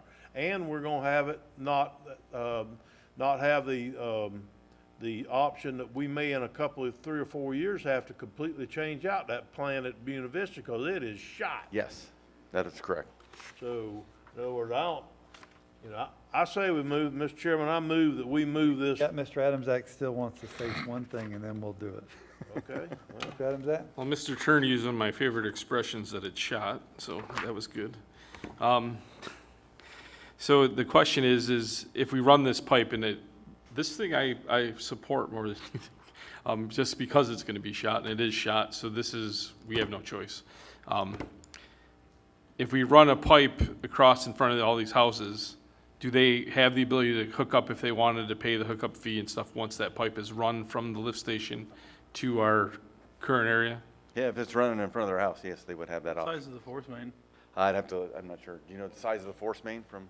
Okay, well, I don't know. I don't know what the size of the I force think main. one thing, No, it's important because if I want to make sure we're running the size that could accommodate yeah, the people that are in the route. We can always make it accountable. I mean, we can always make that happen. I think if we're going to run all of that pipe and to get from point A to point B, we should accommodate the fact that all those connections could possibly connect to it. So the size of the pipe or whatever I don't know the requirements, but the size of the pipe or whatever we need in order to get to our expansion that we need, needs to meet that requirement to Agreed. hook up all those people and some potential growth. 100% what agree. size pipe did they? I don't know. The What size technical pipe part is I it? don't have, like Mr. I don't know Wells. I don't know if the actually size pipe I'll is in just here or not. look into that. Yeah, and just- see, and If not, then we need to look at it again if we need to Right. increase the pipe size.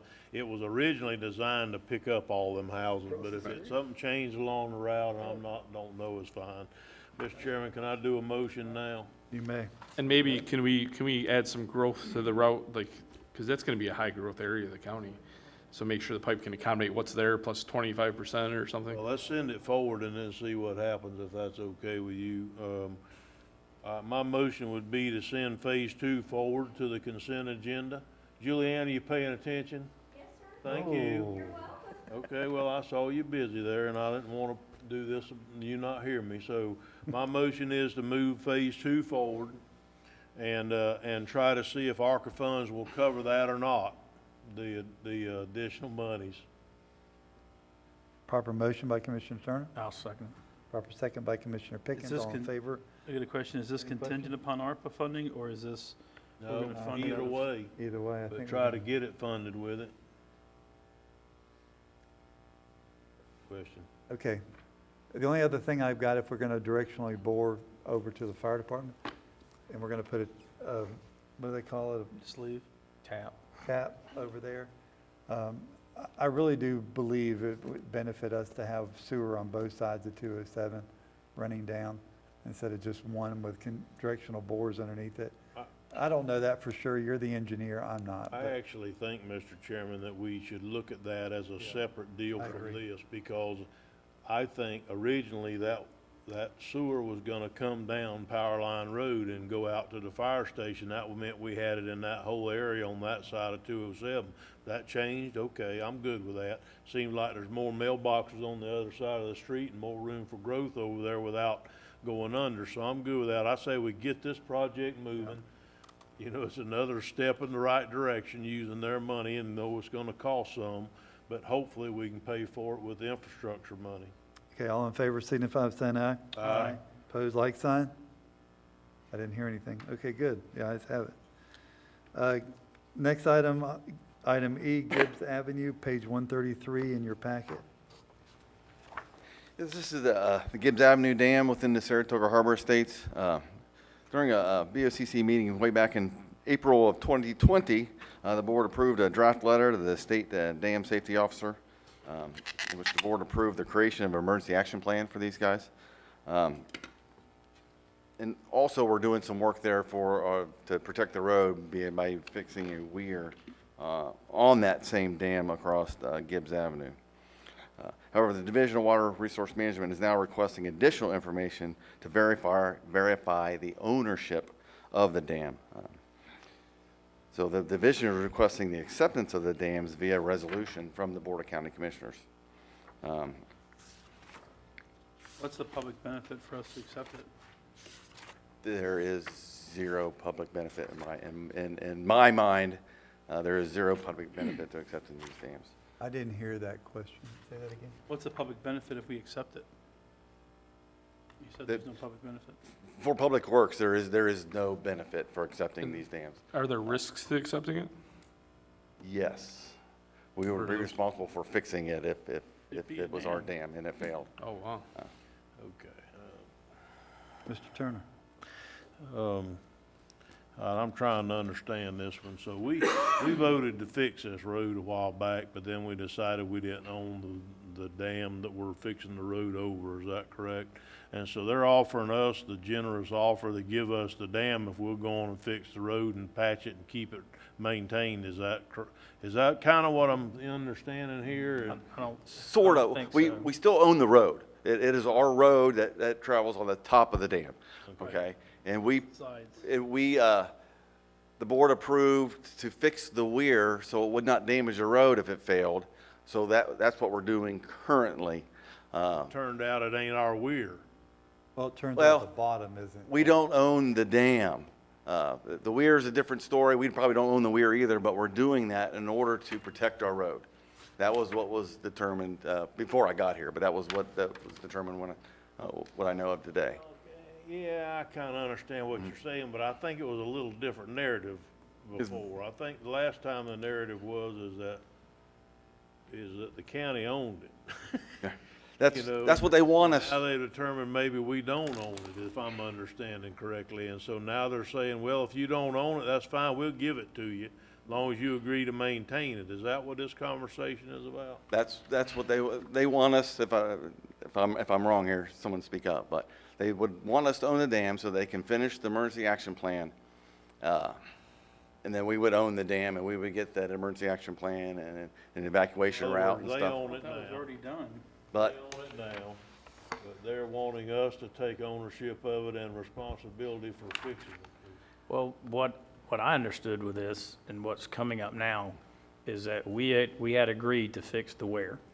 Okay, so I saw on the project list today that that's ready to go out for bid, Yes, right? correct. So we're gonna fix the weir, which is in the dam, Correct. that we don't own, Correct. okay? But we're doing it so we can maintain our road and our road won't be damaged, right? That is If correct. something happens to the dam, all right? But with this emergency action plan, and Matt Reynolds was involved in that, is they needed us, I guess, we needed to show ownership to be able to get the $60,000 to do the grant to perform the emergency action plan. And that's what's hung up, because we have a letter that says here, the Board of County Commissioners, as owners of the property that the two earthen dams and Ketter Causeway and Gibbs Dam voted to approve the creation of the EAP, we approved that. So the people in Saratoga Harbor are wondering why this is not getting done, but upon further research from either you, from Mike, or Mike, is that we actually don't own it. Correct, and we, Somebody wants proof that we do own this, right? yes, they want proof that we do own it, and we do not have that proof. We ran that by our legal department, and they say we do not own that dam. A letter from the commissioners is not proof that we own the dam. Now, we own the road across it, but not the dam itself. So, that poses an issue with the emergency action plan. However, if we were to take those dams in, they still won't let it's still private lakes there. But it's our recommendation from Public Works not to accept these dams as public dams. What does that do to the EAP? Say that again? What does that do to the EAP? That is another question we gotta, was it FDEP that's doing it? Go ahead, Mike. And I did ask them about that. They just wanted an answer by August 4th. So if I let them know that we do not declare ownership of it, then they will start working on other projects. So we can still assist the Property Owners Association with the EAP, but we will not be the owners of the dam. So because I really wanted the board to take a second look at this before they did decide to move forward, because they let me know that upon completion of the inundation study, if it turns out there are issues with the dams, then the owner would be required to fix it. So before they, finish that, or before they move forward with that, I wanted to bring this to your attention. All right, Commissioner Pickens, continue on. All right. Did y'all get this letter? I'll let you look at all of this. This is pretty much, and I didn't ask Mr. Snyder, which would be the representative from Saratoga Harbor, to come to this meeting. I figured he'd come to a later meeting, but remember I showed you that one? You want to read that? That pretty much, I believe, explains their position, but is that they expect us to get this completed for them, but, if we don't own them, we don't own them. But it says here that we did own them. Well, again, it's a legal opinion, says we do not, nor do we want to own those two dams, in my opinion.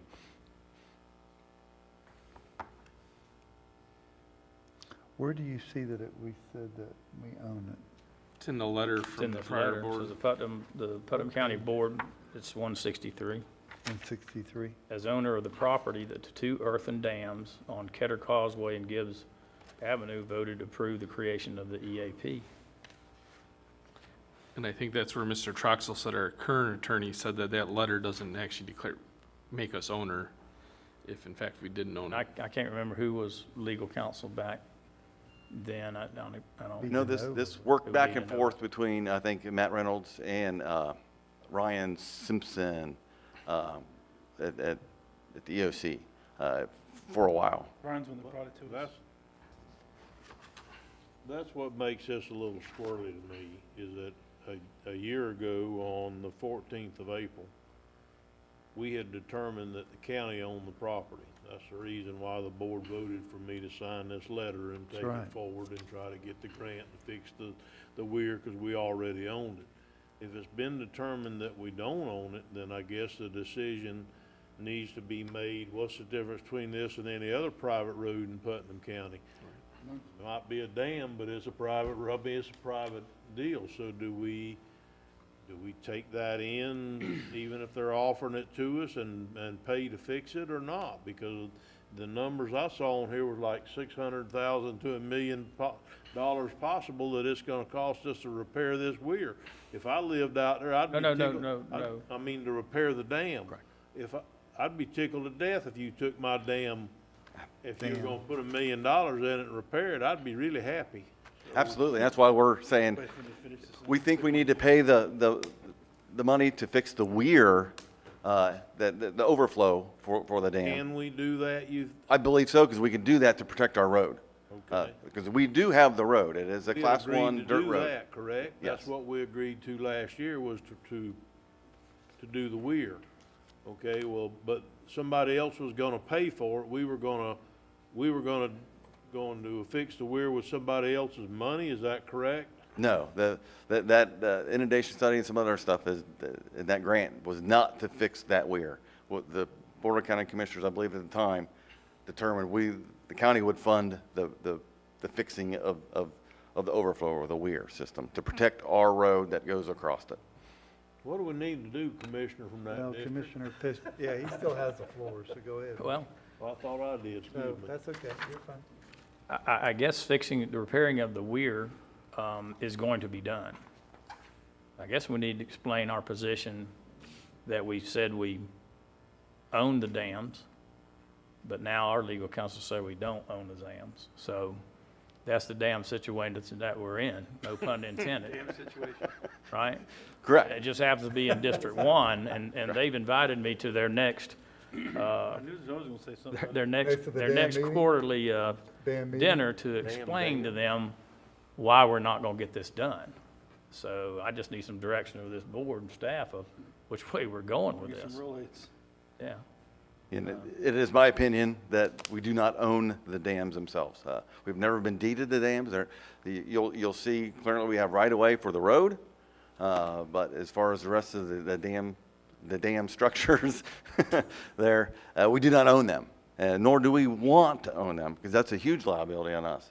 Now, with the emergency action plan, you know, they've been working with the FDEP and some other folks on that, but that necessarily isn't our issue. I mean, they have a homeowners association there. They built those dams years ago. We didn't build them. So that's my take on what we need to do. We just say we do not take ownership of these earthen dams. One more, Mike, either Mike or Mike studied if, I guess without the county involvement, will the homeowners association not be able to get the $60,000 grant to fund or is there a way for the county to assist them in getting the $60,000 grant to fund the EV evacuation plan? From my conversation with Tracy Woods, there is a way for the county to assist. We just would not be the owners of it. Because that was my exact question for her was, you know, what would be the next step if we decided we didn't own it, or if the board decided that they did not own it. And she informed me that the next step would just to assist them, you know, however possible. But we can still assist without declaring ownership. Okay, so if we don't declare ownership and we assist, my question is, would they still fund it? I'm not sure. I would have to ask her on that one. Right now, it's on hold. She says there's other projects that are in line, but she would keep it on hold until we made this decision. What kind of time frame we are in jeopardizing the money one way or the other? Do we got a month, 2 months, end of the year? Do you have any idea? She wanted me to let her know by August what the decision was on the ownership. She didn't give me any further information on whether or not they would still get the funds or how we'd be able, or how the board would be able to help. But she's the one who let me know that, you know, the letter that was provided to her before isn't, you know, substantial evidence or like declaration of ownership. So she wanted to make sure that we looked at this again. And the main difference between like the weir and the earthen structures are just because we're addressing the weir doesn't mean that like the water can't still infiltrate through the earthen sections of the lakes. And when I talked to the Property Owners Association about this, you know, I asked them about if we were to declare ownership of it, would the public have access to the lakes? And they told me no, that, you know, they don't think that they would like that. So it seems kind of unfair. It doesn't seem like there's much public interest if the public can't access the lakes if the county owns the earthen dams that they're adjacent to. So. Okay. Mr. Rawls? So, we own the road. How deep in the ground do we own that road? I think we have an easement, right? We have an easement, we don't How own. deep does our easement go? I would have to ask legal about that. Do we, I'm looking at this from a perspective of where does our ownership stop? Does it stop at the bottom of the base material? Oh, it might be. I mean, normally when you own a piece of property, you own it as far down as you can dig, and everything below it belongs to you. And same thing with airspace. The easement's only allowing you to cross someone else's property. The ownership is yours if you have an easement. If we You're saying we own the I road. believe we own that road. I have And you to said look we at that own the again. right-of-ways too, right? And even past the right-of-way, there's additional land that's private property on either side of the right-of-way. And that's really the concern here is, if you were to own the entire earthen dam, that means you would own What I'm that saying is, that, yeah, entire. but if we start slicing this dam up into pieces, it almost to me sounds like we own a piece of it and they own a piece of it. I'm just, from a logical perspective, somebody tries to bring the argument, you own the road and you everything below it, and that's part of the dam.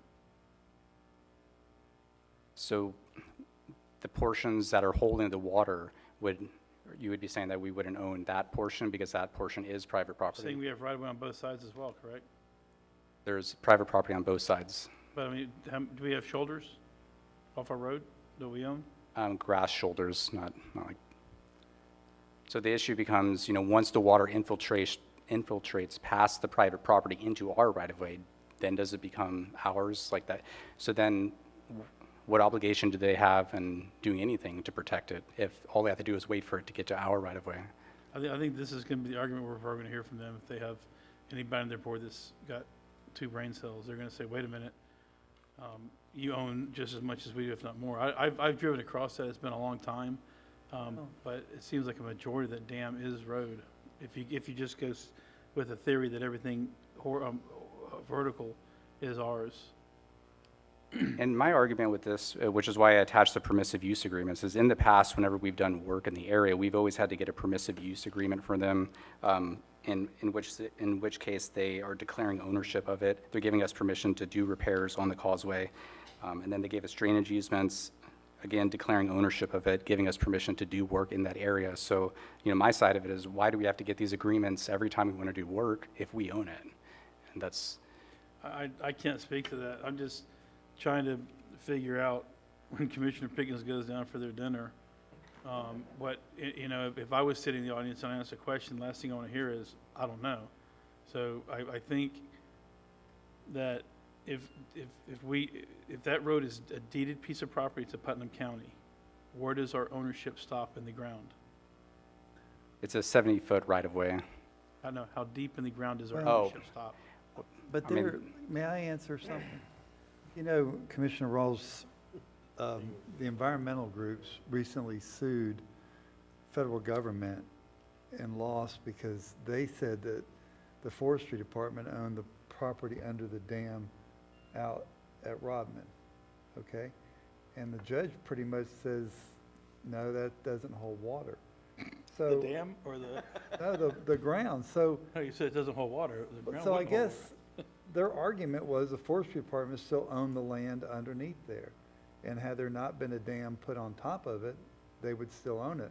But the federal government gave the land to the state of Florida, everything that was deeded and everything you think we have out there is yours. So I don't know the precedence on dams, but the argument was made in court that the forestry department still owned the bottom of that all they did was put dirt on top of their land. I don't know how that stacks up. These analogies are terrible. But you know what I'm saying? So I don't know if that question can be answered that, oh well. Yeah, it's a What I'm very gray describing area, is and that- this isn't the only situation that, Tracy Woods road, has come across. She said What this if is this actually happening road all over the wasn't state. there? so- What if this road was not there? There's some houses that be impacted. Isn't there a road around this too? And- That's not the only ingress and egress to the area, is there? There's Ketterer Causeway and Gibbs Dam. They're both earthen dams. Both of 'em are That is dams. the only 2 ways Oh, in and the out only of two those, ways in and out. that parcel. And that was one reason for the emergency evacuation plan, right? Didn't we talk and we- at one time about going up at another route across the pasture between them and the highway? On Tradnick's property, and that would be the route if they approved that for a temporary evacuation route. Who approved it? If they would approve that. And I think that's what this emergency activation plan was going to do. But we had reached out, I think, to the property owners to see if they would allow us. But I thought all this was being taken care of, and then it just popped back up on us a few months ago here. I thought it was being taken care of too. Right.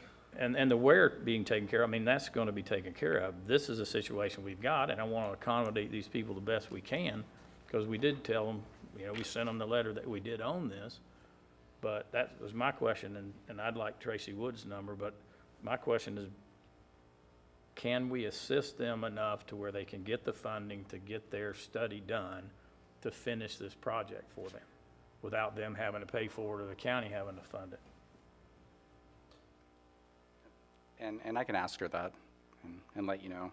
But for now, I mean, we can, it's up to the board if you wanted to decide to move forward with declaring ownership and sticking with the letter that was sent in April, and moving forward with that, or not declaring ownership and, you know, withdrawing that. But either way, Mr. Pickens, are you done? I'm done for right now. Mr. Adams, that? I guess I'll just say, I don't want to own this any more than I want to be responsible to clean Little Lake Orange's weeds. Mr. Turner, I think that was put pretty good. okay, end of story. I don't really see the difference between this and taking in a road somewhere, a 3-mile road that's gonna cost $1 million to go in there and upgrade. I mean, I know it's a little different because, of, it's the only access to the neighborhood, so it's kinda like Drayton Island Ferry. Nobody really likes Drayton Island Ferry too much either, but that's the main access to the people's homes, so it's a little different than, say, possibly Fort Gates. And I'm not trying to get off the subject, Mr. Chairman, but it's about the same thing. You know, we're paying money because it's the main ingress and egress to this community. But I don't know that if we had to go in there and fix both these dams at the cost of $1 million, it wouldn't be cheaper to talk to Mr. Morris now, or used to be Treadneck, to Mr. Morris, and find out if we couldn't just get an easement out of there. And if we had to build a road, we'd probably build a road from there out to the highway without going across the dam cheaper than we could build a dam and continually maintain it from now on. Yeah, I'm with you. I don't know. I'm having a lot of issue. I just don't see the difference between this and just taking in a road that we're not taking any roads in. And if we have to get permission to do work in that, then truly we don't own it, so. And they know we don't own it if we're having to ask for permission to do work on the weir. All right. We had to ask permission to do work on the Yeah, weir? you gotta get a, yeah. Okay. Well, if we owned it, we owned it, but if we would have to take that in, I'm in an agreement. I don't see how we could take this in and not take in Fisherman Cove Road that I just talked to a lady for 15 minutes before this meeting about why the county can't take care of her road. It's the same, it's different, but it's the same. So what I would like to do is to move forward with you, the Mike on this, and see if there is a possibility of the county partnering with Saratoga Harbor residents, homeowners association, to see if we can get the grant to go through and do that plan, and then see where we are there, see if that satisfies them, and get the weir fixed. Yeah, well, I mean, the weir is done. It's just a matter of you guys, when we bring the cost proposal and you guys fund it. It's not coming out of that 60 grand, or it's not coming out of, that's what was agreed to by the county commissioners when we started this thing. All right, and I'll set up a meeting with Mr. Snyder to come sit down with us and see where they stand on that. And will you you'll get the information from Ms. Woods? And I'd like her phone number too, if you can just email it to me.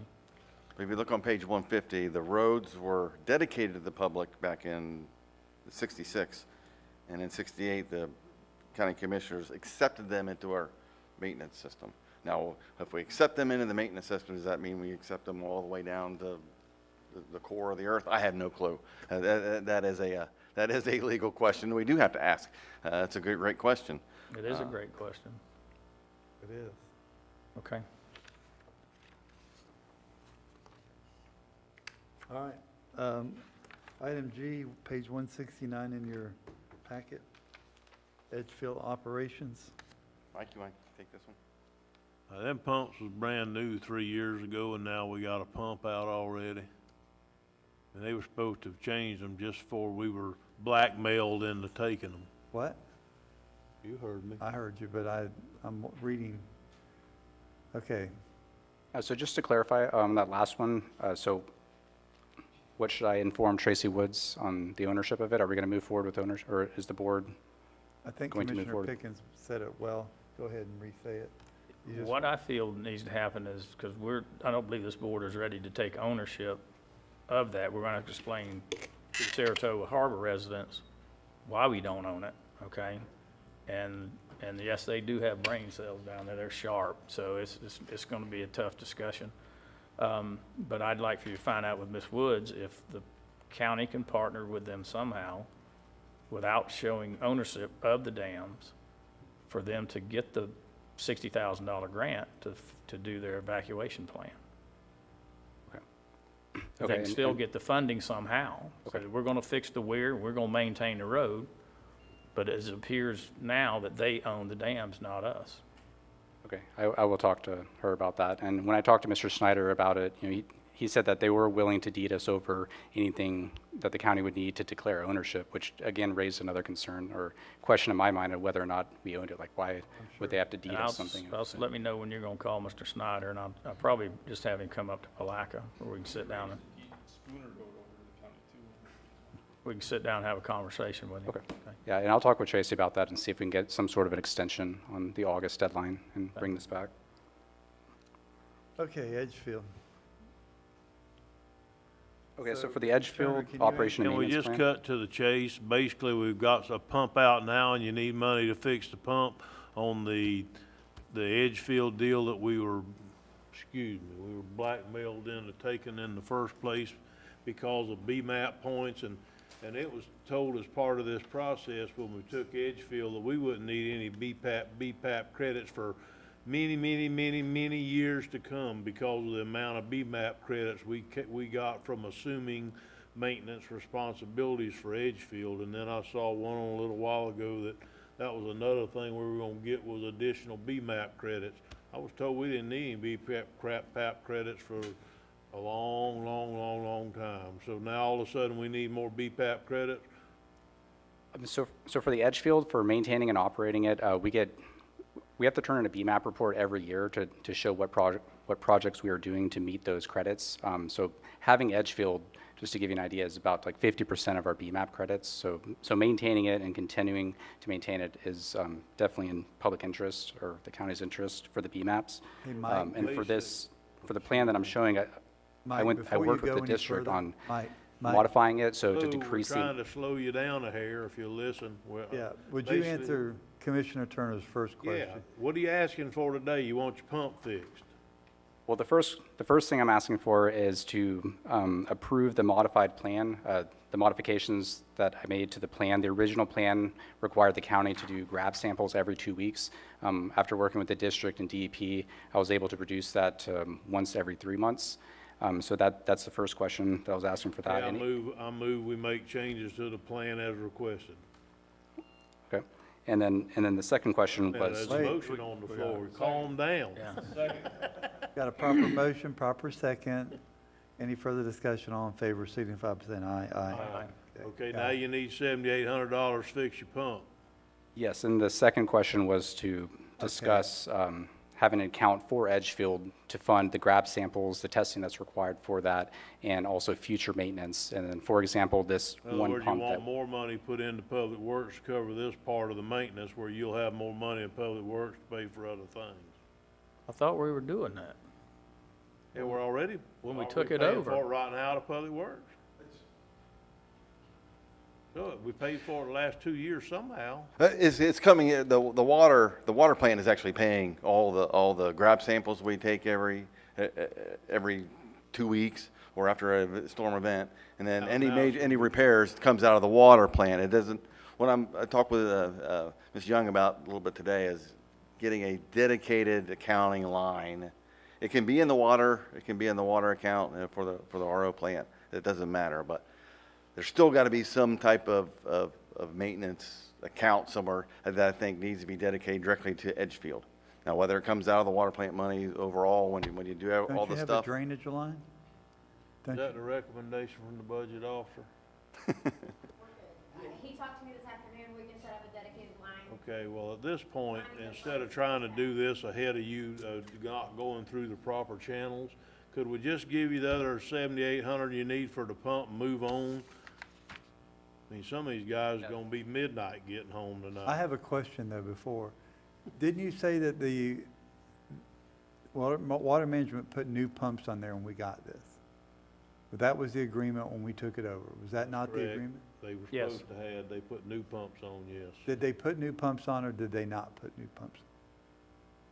I was told that they did put new pumps on Did they there. put new pumps on or did they not? They Can we did. check and see if they're new pumps? Yes. Because if they're new pumps and they just went out, maybe they have some type of,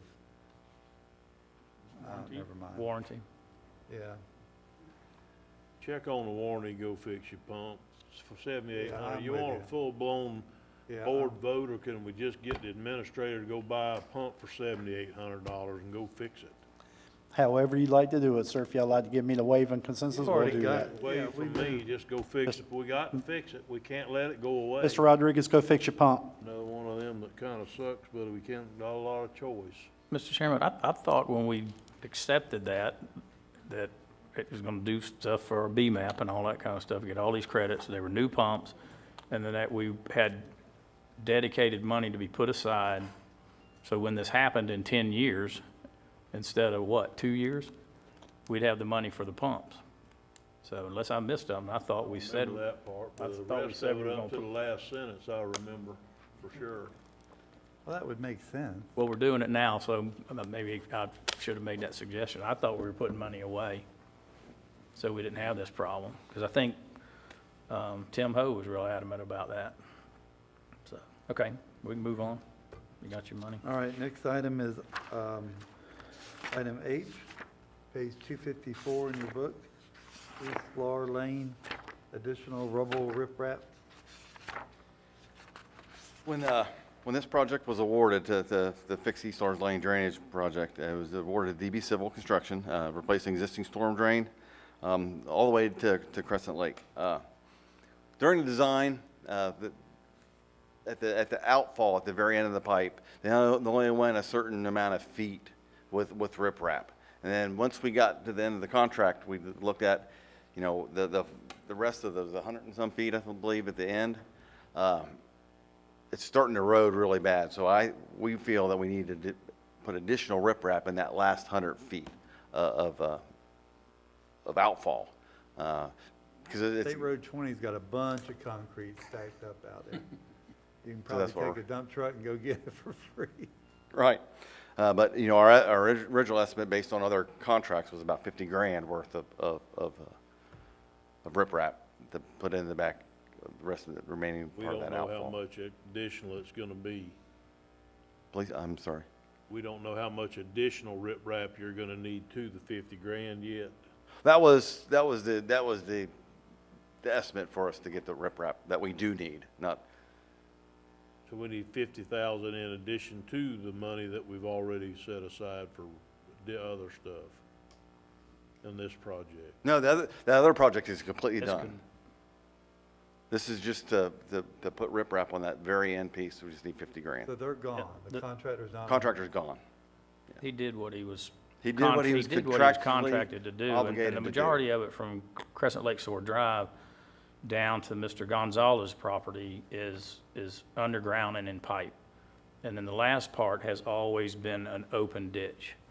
And they did riprap, for the first 50 feet or so? And then the next 100 feet or so is open, and it's starting to cave in, and the sides and everything, so it really needs to be finished. Yeah, we've walked it several times, so I've only walked it once, but Mike's walked it, and we believe we need, to fix the issue there, we just need riprap to put in there. And he needs some dirt. He needs some dirt spread on the outside of where the ditch was reformed. Who's gonna put that riprap in? We would contract that out, I believe, or did you have our guys do it? Do you remember? Either one could do it, but, especially if we had the inmates, our inmates could do it, but we don't know when we're gonna get those back again. But I prefer to contract it out and have the contractor go in and But you've put gotta drive a truck all the way down there and dump that concrete, which is gonna tear up There's gonna be a lot of work to be done. Then you gotta move that concrete with some kind of machinery. Just a little skid steer, or not a skid steer, but a little mini excavator owns back the there would be ditch? perfect. We have the easement. We have an easement through there, so it would be our ditch. And how long has the ditch been like it is right now? They just finished. Just pretty much completed the work. This was one of the ones that blew out, I think, in Irma, and we were just waiting to find the money. This actually started back when press was still here, I guess, to get the bids together, I think. And so all of it's been completed except that last open bid, and that was not in the bid for some reason. I can't remember why. But it needs to be completed. If not, it's just gonna be caving in and create problems from now on. It really needs to be finished. Yeah.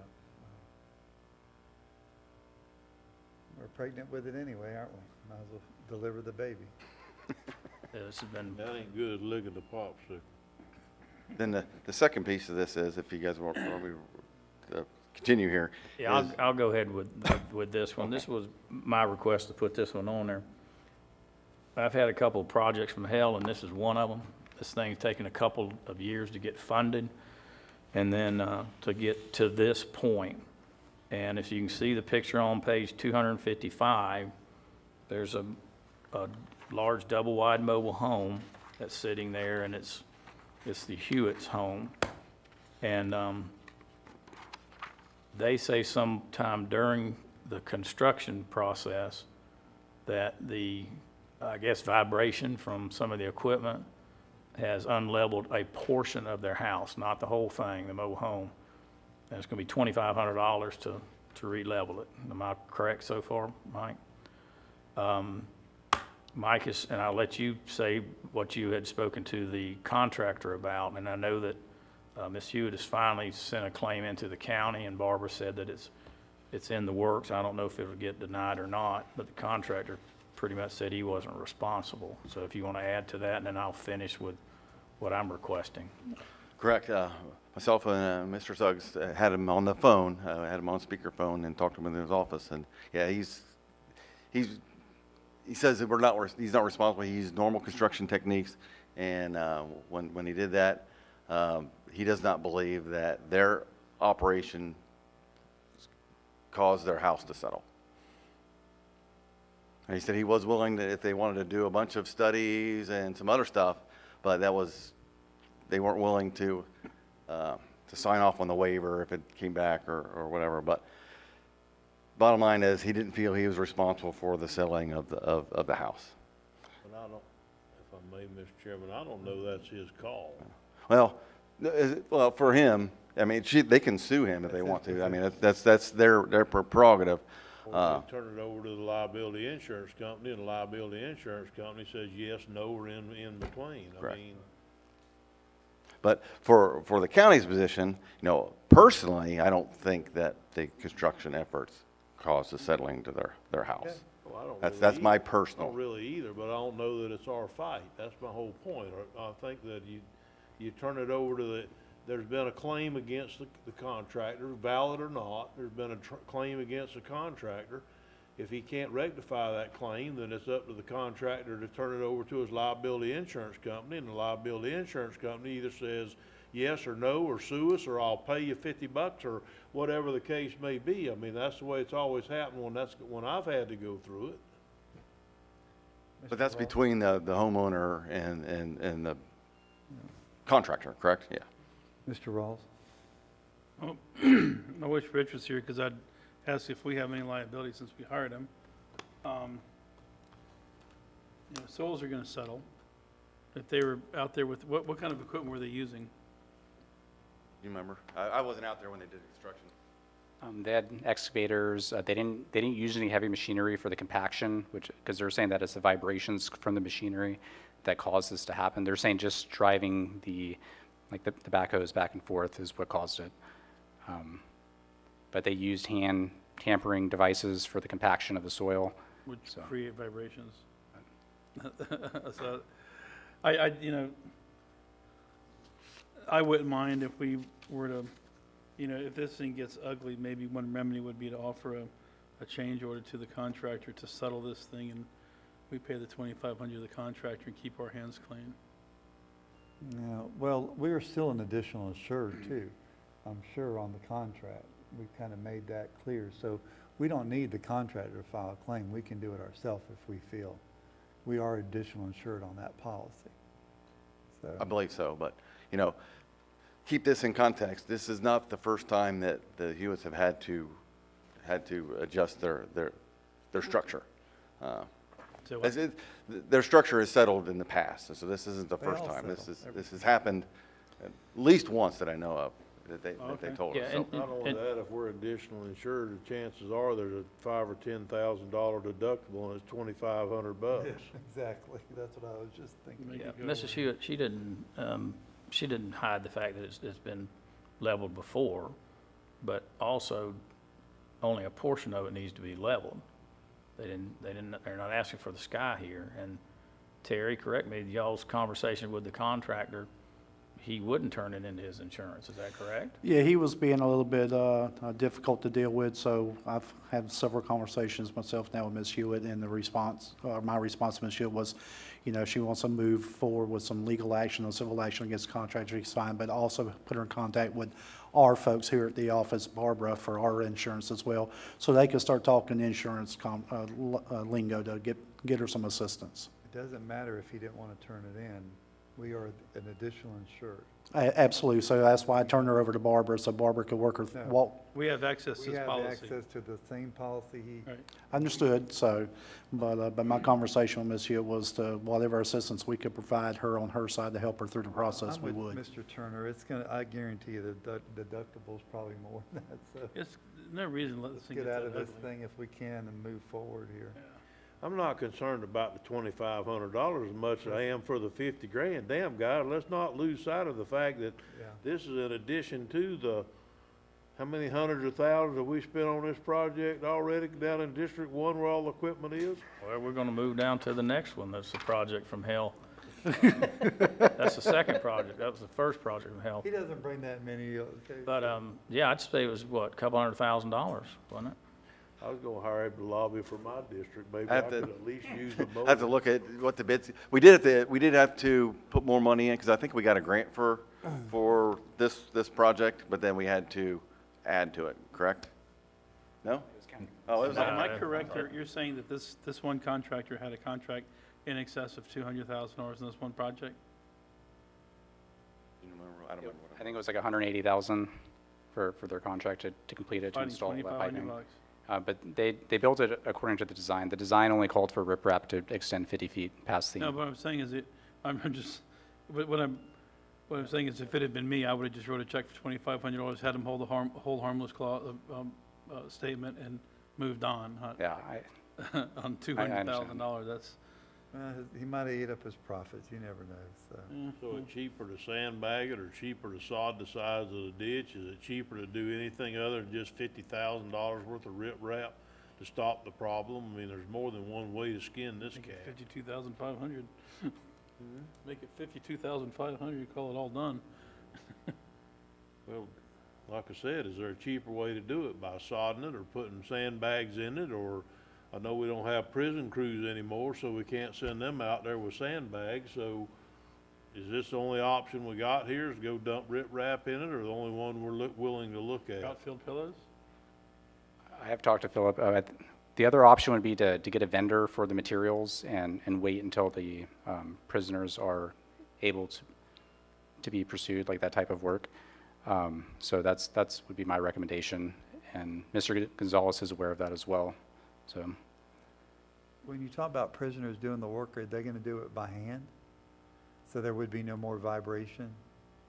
This is Yeah, down, this yeah, is just a down at the wheelbarrow, end, so just it won't roll. bother the mobile home. Mobile home's up at the beginning where all the piping was put in. Okay. Mr. Gonzalez's issue is down where it opens up. It opens up right where his property starts. I remember that. So why couldn't we, with the cost of material, you think the cost of material is 50,000 and the inmate crew, or do you think the cost of material 25,000 and the inmate crew for free? Tell me, I mean, because is 50,000 a contractor and riprap, or is 50? yes, that would be if we contracted it out. I So believe why it would don't be we- less expensive. Why don't we, I think I go with Mr. Turner on this. Why couldn't we just buy the riprap and then wait on the prison crew as they get a chance, they can go down there and throw these bricks down in there, or concrete down in that pile and be done with this thing. Wouldn't cost us $50,000. Yes, I agree. That's a great idea. And then let's have that conversation about the 2,500 while we're doing it. So could you bring us back some kind of what the cost of material would be? Because you're going to put fabric down, I'm sure. And you're going to have to bring in dirt to slope the sides, right? But we can do that, right? Yes. Well, and it may be, if we're gonna have to, like, if I You may, may, we were please. talking about this morning about we're 9 months out on doing I know, projects I know. like this. If we're gonna wait, this is gonna be for in-house work, gonna be a 6-week project. Sorry, it just is. That's the way it happens. 3 people working and 1 and 6 watching, you know what I'm talking about. So, government. So basically, while I'm for trying to hunt ways to save money, like using sandbags versus riprap, or there's even, they have deals where we can go in there and add the dirt to it and put fabric on the slopes, and then either hydroseed it, or there's other ways to skin this cat other than what we're doing here. There just is. And so we're going to the most, basically one of the most expensive routes, which is putting riprap in there. So I don't know that we don't need to look at other avenues to try and finish this off, such as fabric banks or something else. And then it may be something we can go in there, spread some dirt, roll it out, and instead of taking 6 weeks to do this project, we could do it for in a week or so. And at that point, if we can do it in a week or so, then we can probably hire somebody outside to do it in a week or so, and it's gonna be a heck of a lot cheaper than $50,000. So I think we need to look at that kind of stuff. I agree with that, 100%. Doesn't have to be riprap. Doesn't have to be, does it, Mike? Can we just lay pipe? No, well, you wouldn't want to put pipe there, but what you want to do, another option is, just lay the banks back a little less steep and then sod and seed it. Yeah, Now, put if we have fabric enough, on if we have enough right of way in there, that's the only thing I'd look Yeah, at. put fabric on it. But we've gone this far, it just needs to be complete, because it laid messed up for a couple of years till we could find the money to repair it, so. And then Administrator Suggs, you'll get with Barbara as soon as she gets back and see where it is with the claim that the Hewitts put in, and see where we get to where this thing gets ugly or not, make a decision where we're gonna help them out on this or not. The only reason I brought this is they're not asking for the world, and if you look at the picture of their mobile home, and you can see in the grass over here to the left side, it's 25 feet. Yeah, I saw that. It's 25 feet from their house. Yeah, but looking at the big pieces of riprap, they probably had at least a 15,000-pound excavator out there. They weren't doing that with small machines, And this is one gonna, pebble at a time. when we bring these mobile homes up another foot in the air in some flood areas and go through there, you gotta believe there's settling gonna happen. This is no different than the comp thing we did the other day that all know what I'm talking about. I'm probably not supposed to say anything, but anyhow, it ain't no different. It's time to settle it. I mean, I know. $2,500, so we're gonna take Yeah. $9,000 worth of staff labor and $5,000 worth of lawyers, and we're gonna do all that. Just, sometimes you just jack a check and walk away, and this might be one of them times. But I think that we should claim no responsibility, make it, I agree with get that. the money, Exactly. let the contractor take care of that. Is that a motion? Sure, make a motion. I second it. So we increase the contract cost by 2,500, ask the contractor to settle it, and get him to get a waiver of any liability. No, hold harmless Yeah. toward the county, in favor of the county. A proper motion by Commissioner Rawls, proper second by Commissioner Turner.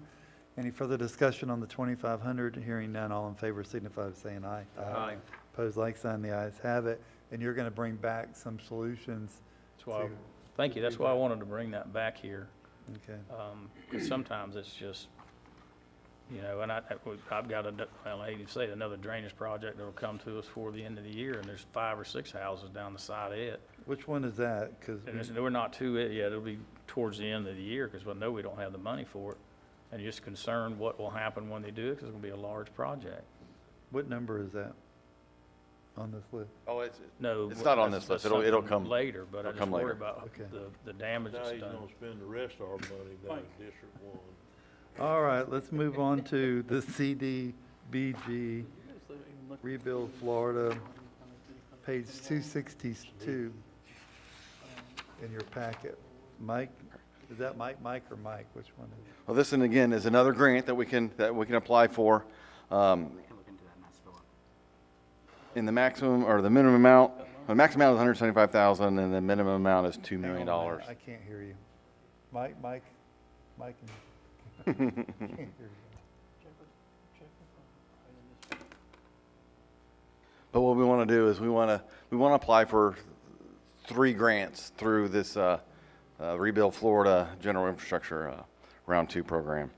So we put together, we can apply for 3. So we put together 5 different projects that we had.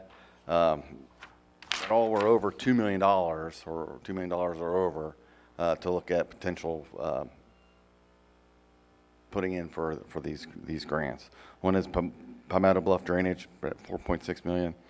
Strengthening the bridge over West River Road at Fish Creek, $2.7.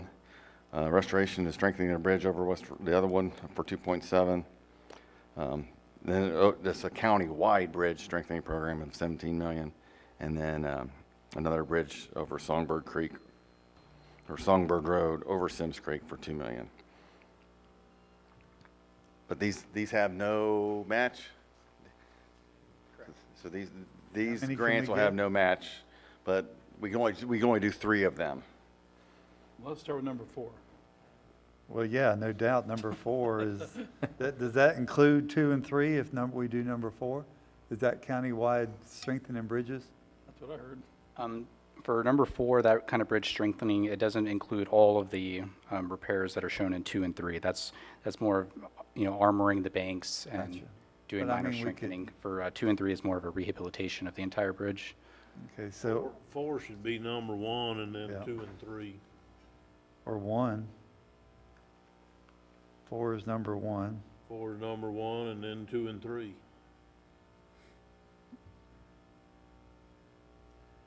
Four should be the top priority, strengthening agree. bridges. And then the other 2, if they're not included in the 4th item, then they need to be 2nd and 3rd. Well, they would be included to a certain extent, right? Just a small extent. It's just, again, it's not fixing indents or some of that stuff. That 17 million is all the bridges, but it's a little bit at each bridge that we still need to do. It's written in the reports. But it doesn't, they wouldn't care if if we got 17 million, we could spend 2.7 at one bridge. We could spend another 2.7 another bridge, and then use the remaining money around, 'cause they don't care where we're gonna do it at, right? I guess it depends on how we write the grant. Yeah. Or- Well, You then know, are we limited to 17 million, or why don't we just say 20 million for strengthening bridges?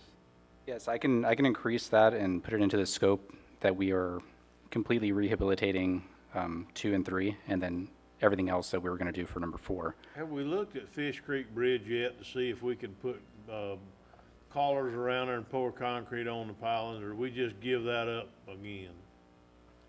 No, we have looked at that. I have looked at a few different options, and we're still working on getting quotes for that as well. But we keep working on it long enough, it won't be an option any longer. Yes, sir. I'd say move that up to $20 million and include 2 and 3 in that number. That's what I'm looking at. Well, Mike has reached out to some companies to do that. They haven't gotten back with us. Everybody's swamped and they can't give us an estimate I for this. understand So- that, yes, sir. But no, we have reached Glad out. to hear we have reached out. Yes. Yeah, I understand, it's like that in every trade.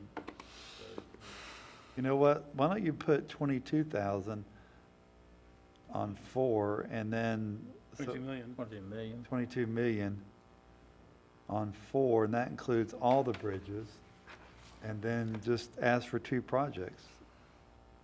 Or pick, I don't know, another one, I don't care, but, While we're at it, can we throw it? so ask $10 number million in 1, for 4 some becomes sewer 1, and 1 becomes 2. communications? Do we actually have a plan that's showing it's gonna take $4.6 million to do the drainage at Palmetto Bluff?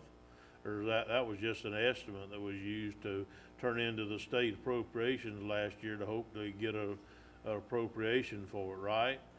Yes, that's an engineer's estimate, so the county engineer has worked on that estimate. That's where those numbers originated. based off percentages for designs and percentages for inspectors and. Where you gonna send the water to? Out of that $4.6 million, where you, I mean, that's got to be step one. I mean, you can't drain the water off top of a flat table without without sending it somewhere. That's what the design and engineering services, that's part, that includes the design and engineering services for that project. It's not just the construction of that project, that is the design services. And $4.6 million is design services? no, that's the total piece, both That's soup to design nuts. and construction of the process. Okay, that's fine, just So wondering how where do you you come up send with it that to? at. Because I think from what I understand, you don't have an easement. So we have to have an easement to send that water. It's trying to go to the river, right? Yes. Okay, so how do we get this water to the river? We don't have easement. Well, that's what the engineering studies, there's probably an easement somewhere along that road. Do I know exactly where that easement is? No. There's got to be some easements around there somewhere. But by the time you look at all Palmetto Bluff Road or where we're looking at, that's what the engineering study will help decide. Hey, maybe we need an easement here. Maybe the best place is to go across this guy's farm field. Hey, will you give us an easement? We'll work through that process in the design phase. I guess my only other question would be, Mr. Chairman, is, if we send in a $22 million request, are they gonna just blow us off and not pay any attention to us at all? I don't know. CDBG, I mean, we have no way of knowing, but, We can find out. Yeah, that's why we 17 have or not 22. get any help at all. That's what I'm worried Right. about increasing it to 22. Laugh at and not one, having yes. these smaller bridges in there that we know are coming. It's a great plan if we get it done, I just didn't know. No, I don't disagree. But I don't know if we, But we'll have two smaller ones in there, so yeah. start swinging for the fences on the first pitch. So what if we include, the 17 goes to 22, that becomes number one. Number one becomes number two, and number two becomes number three.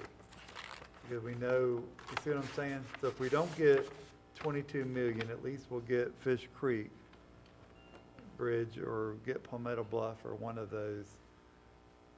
And if you don't, if you're gonna ask for 17, what's another 5 million when they're doing these grants like?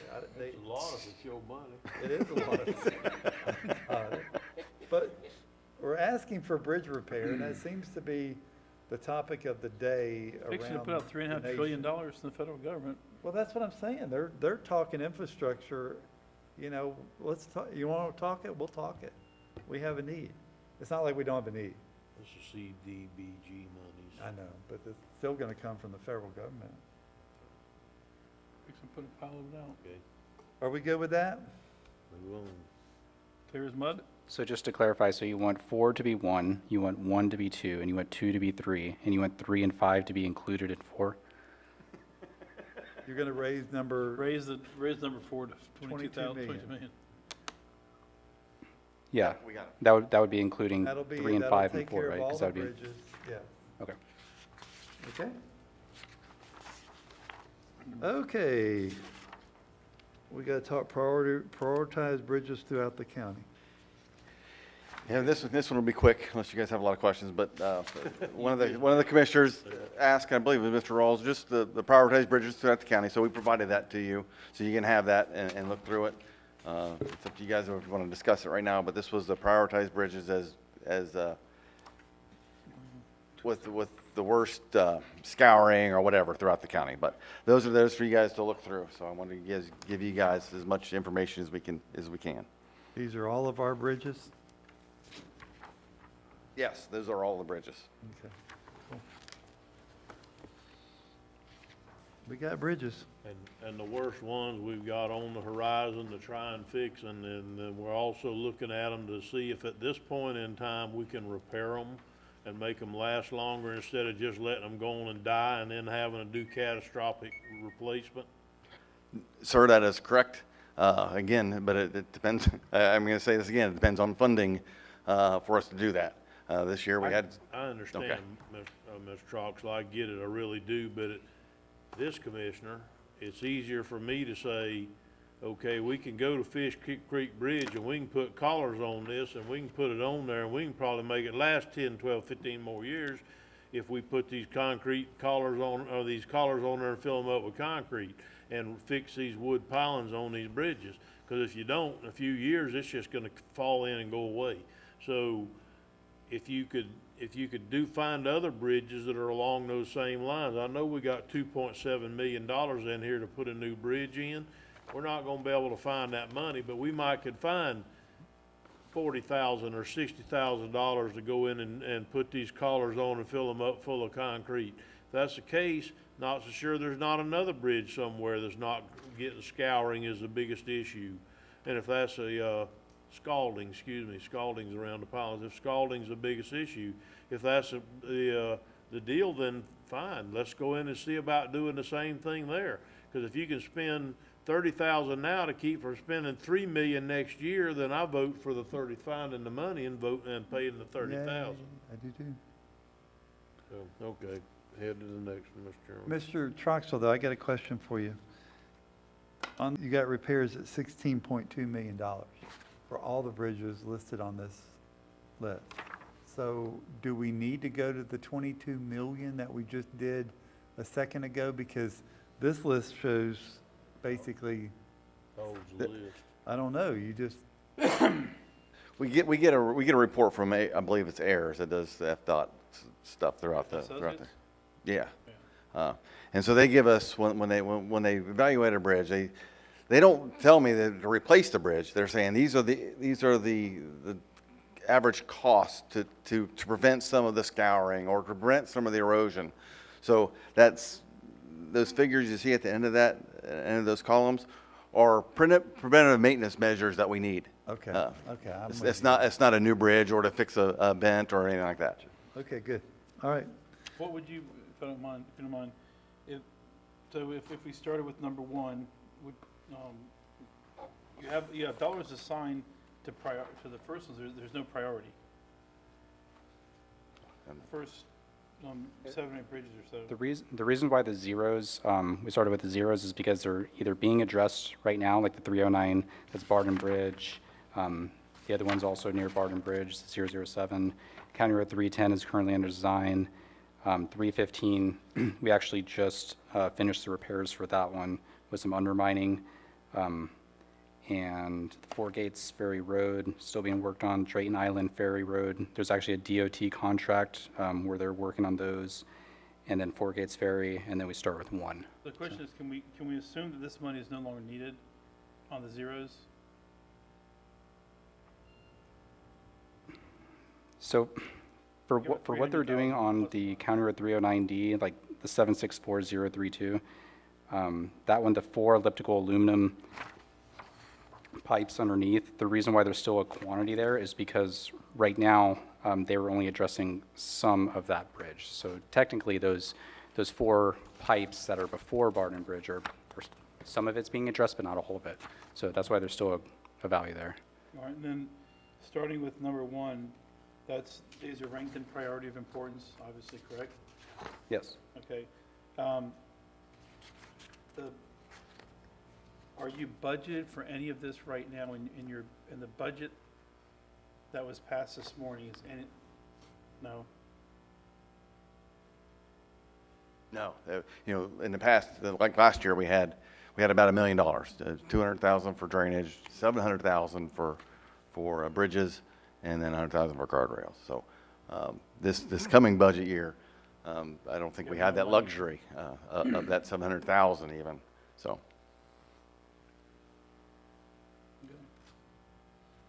All right, let's move on. Item L, page 300. Okay, this is the last one.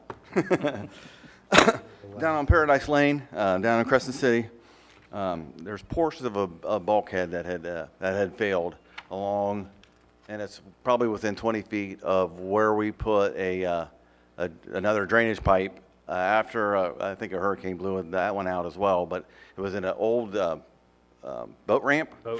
That we went down beside the Clark's residence down there. And we finished that project, and we actually had to go back and fix something at one point in time. But but now part of the Clark's bulkhead is failing.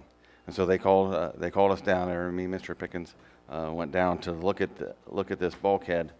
And I've looked at what they have, and in my opinion, it is not the result of what we did at the boat ramp that caused their bulkhead to fail. It was the tiebacks that go to the dead bend in the system that have completely rusted through. Instead of tie rods, they used tie cable, and it just rusted through. I don't believe that is a county issue, but we wanted to bring it in front of all the board members and say, hey, this is what we were looking at, and this was my take on that bulkhead, that issue down there. Now, there is another separate issue where I believe we do have some maintenance responsibilities, and that is at where the drainage pipe does go through and empty into Crescent Lake. It's starting to settle down at the very end, so I do need to bring in some sand and some grass seed and something to fix that area up, because it is settling after they put this the pipe in a couple years ago. But the big question was that bulkhead that had failed. And you'd see some pictures that I'd taken while I was down there. What I believe was the cause of their bulkhead failure due to the work we did, but just the failure of their tiebacks. They've been there forever, and it just rusted through. Mr. Pickens, that's your district, you have the floor. Yeah, to fill you in a little bit more, if you look at the picture that's got the aerial, and you see the brown there, that's actually where the arrow is going away from the brown. That actually had to come off the same road, Crescent Lake Shore Drive, and go down, and it actually was going to the left of the house, that is to the left of the brown, if that makes sense, and it headed to Lake Crescent. Well, that blew all that out, and we decided not to go back through his yard, so we ended up talking to the Clarks and the Rays, and they would let us go down that easement, and there was an old boat ramp there. So, and the project didn't start well. There were issues.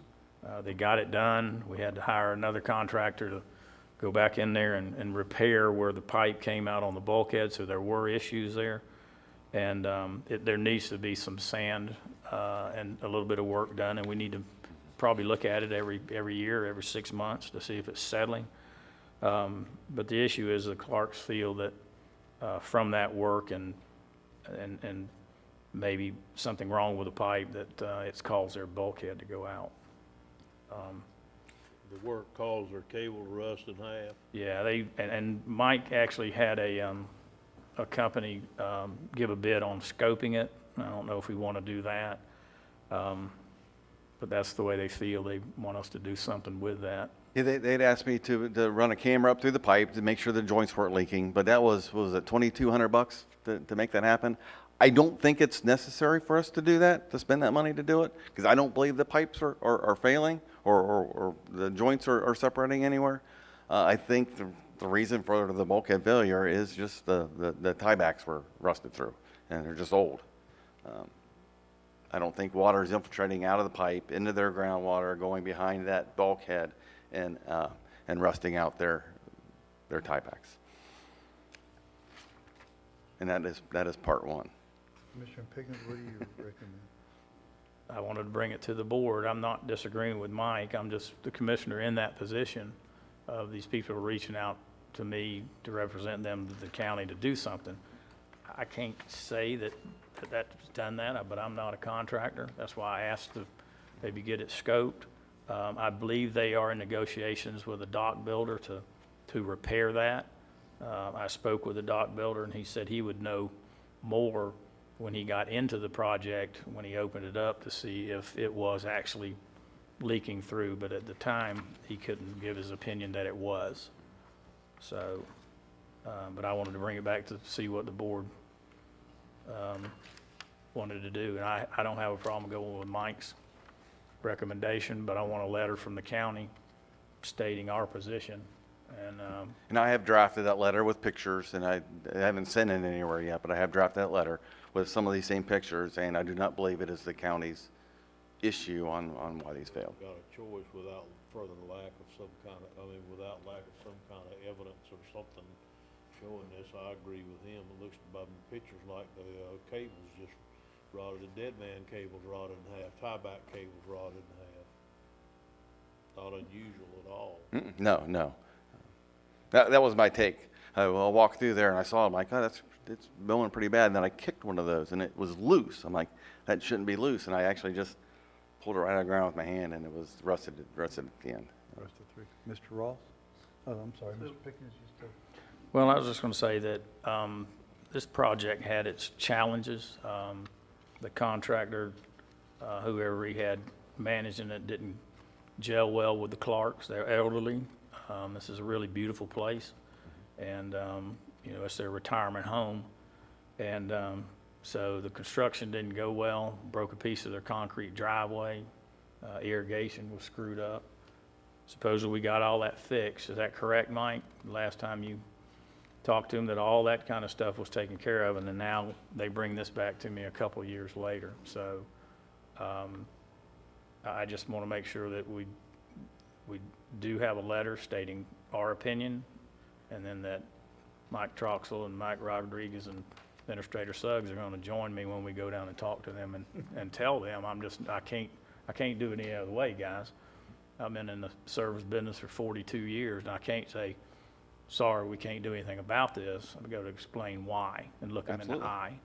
Absolutely. But so I would be, and we'll see what happens when they get their bulkhead repaired. And then part two of this is in the, unless you have another question. Commissioner Rawls want to say something. It looks to me, and it's kind of hard to put this in perspective, but it looks like there's an aggregate material of the sprinkler head toward the front of the page, on page 304. But then where the bow's happening, it looks like you're missing some soils. And I've had a couple of instances on jobs we've worked on where you've had exfiltration because whoever did the drawing assumes that there's a weed or a silt barrier. But that stuff fails over time, and if you're having exfiltration, that would also cause what you're experiencing, where the water rises up, starts pushing out, you know, especially if you lost one or two cables. One cable, was that bulkhead straight at one time? It was curved the other way. Wow, that's a lot of shift. And there was more. I only pulled 3 out of the ground. There's 3 broken cables? My guess is if I would have went to the other 5 that I could see, I would have been able to pull those out of the ground as well. It shows me that it wasn't ever put in the thing far enough down, because if it's moving out and not tipping over, that's clear that it was just put on a surface. Or it was just put in a long time ago and they've given way, but I think it's just time for some bulk. How old is this bulkhead? They don't last forever. I don't know. It's a steel bulkhead, I believe. The one next door is a vinyl bulkhead. I see sheet piling in one of the pictures. It's a steel bulkhead, sheet piling. But the house next door, if you're looking at the lake to the left, is a vinyl. So it's a newer one. Which one's, this one that's failing is a steel sheet piling? Steel, yes. Didn't get driven out very far. I don't know. But that's what it is. All right, so y'all going to go down there and talk to them? Correct. And that is part 1 to the Part whole one. Paradise Drive saga. There's more? Part 1 of this particular issue. Well, What's part 2? Part 2 is, I think it ties into this because when they did the construction, or when they put that drainage pipe in, I don't think they tied in the other drainage for the rest of Paradise Lane. And so what we're having now is the drainage was supposed to flow back towards that drainage pipe that we did put in there to the east or the west. And currently now, when it rains a lot, it's forcing it back down to the east, and it's washing out this guy at the very end's house, or his bulkhead and his other stuff. So it is the rainwater going down there and going right by his house and washing out part of his yard, where the water is supposed to flow back to the west. Is this the contractor that had problems doing? No, I think this is I'm not quite sure the exact reason why it's doing this other than Nancy Harris has the house there on the corner. She said she put in a 4-inch drainage pipe that was never reconnected when they did the, that big drainage pipe down beside the Clark's house. In order to get the water flowing properly, we need to connect that drainage back to that one manhole structure that goes out at the Clark's house. The one I know it's Nancy probably Harris- confusing. Harris put in, the 4-inch pipe? We need to connect that to this? is what you're Private pipe? But it's on a right of way. Okay. But yeah, from what I understand, she put this in years ago. But somehow I need to get the water from the remainder of Paradise Lane down to that drainage structure, or get somebody's easement to run it through their property, which is Mr. Pickens and me, Mr. Pickens talked, and that's like not feasible either. Yeah, we're not gonna get another easement to go No. down to the lake, but what has happened is I've started to have complaints where you see where the green is that the water's supposed to go from where the arrow goes, and it doesn't do that, and it's going the other way, and it's washing the guy's foundation for a little building up, and then going down and washing his bulkhead out. So as Mike says, it doesn't look like when they did this work, that they tied that back in, so it's not draining properly. What is it gonna take to get it done, to tie it in? Now, we did an estimate, it's about, again, everything's about 50 grand, Here right? it comes. It's about, that was what the contractor did, it was about 50 grand. $52,000, I think exactly what Philip came up with, for us to put a new cross pipe in at the one Paradise Lane, go all the way across, go through asphalt, because that is an asphalt road there, and then bore into the existing concrete vault there. And we're doing this to keep somebody's storage shed from undermining? It goes by the storage shed, it goes out the side of his house, and is washing out his bulkhead, which is a concrete bulkhead. I'm confused though, you said you're gonna core drill some sort of a drainage structure? There's in the middle of the road where the concrete pipe that goes out by the Clark's house out to the Crescent Lake, there's a manhole with a concrete box structure underneath the asphalt. Okay, catch basin. Catch basin. I need to tie into that catch basin so I can get that water from the rest of those What are residents you out to tying that. in with? The pipe by Nancy Harris's house. The 4-inch pipe? It needs to be bigger. They didn't put a big enough pipe in there. Is that privately owned, that 4-inch pipe? I've never seen Yeah, 4-inch pipe used for any kind of drainage. That's what she told me, and that was years ago, but that's what she told me they put in, was 4-inch pipe. It was like to me, it sounded like an irrigation pipe, you know, with the sock on it. Why would that be a responsibility? Well, I got to get the water from the other guy's house. Be a her corrugated pipe? I would put a It new runs- one in. It runs to the I front would of the put a road. brand new one in. I'm sure there's an easement there that they put it in. She said she came to the county and they approved it and they put it in, but I don't think there's any records that you can go back. No, I wouldn't and tie find. their 4-inch one. I'd put a Drain, new one in. Are you describing a French drain? I think that's what she's describing as a French drain. I wouldn't put that. I wouldn't tie back in. I'd put a brand new 15-inch pipe into going to where it needs to go. So this is the way this has been forever, and all of a sudden it's our issue because it's washing out somebody's storage shed? But it's been like this forever. Well, not I don't really. know. I don't know I if it's hadn't been had like any that forever. complaints, but this project's only been done for A couple of years, a right? couple of years, so now I'm getting complaints that, I'm getting 2 or 3 down there that says washing them out. So I didn't think the water would go that way, but And he went yeah. down there and had an elevation. I had our surveyor go Right. and take elevation at each of the driveway culverts, and it is supposed to flow to the west, in the direction of that arrow. That's the way the water was supposed to So flow. we spend 50,000 now to correct it, and if we wait, then we're gonna have another blown-out bulkhead and stuff like that. Is that? And that one's a concrete bulkhead. That was a little different, but yeah, this is pretty bad down in there. I think you need to get some estimates and bring them back. Get some true costs. What do you feel like, Mr. Pickens? I would like to. If we can't afford to do it, we can't afford to do it, but the situation's not gonna go away. And I'd like for this whole thing to go away. But yeah, that's it. Board feels that way? get some estimates and bring them back? Yeah. Let's take a look at it.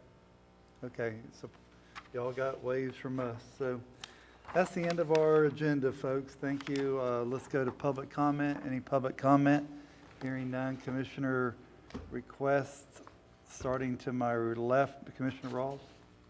The letter that was in the back of the book from, regarding the boat storage, I met with the developer, Right? his son, and when I left that afternoon, they were gonna be dropping off a set of plans, they're gonna have a parallel track. They were, I think, John Salmons has really muddied the waters by getting involved, and so he was frustrated when he called me and said that, you know, basically we were holding up his project and blah, blah, blah. And so at the end of the day,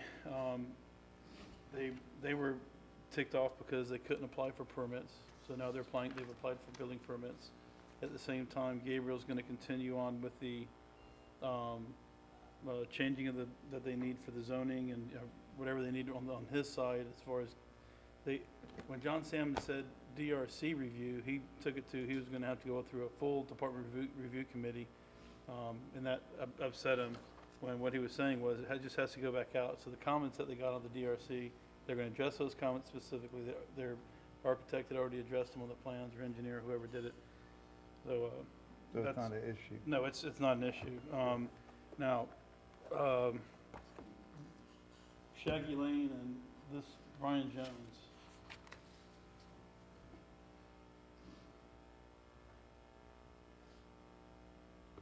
Are we done? As far as I know, we've graded the road. I went out there this morning. I took a picture, sent it to you. Yeah, could it use material? Absolutely. Every single dirt road around this place could use material. I get it.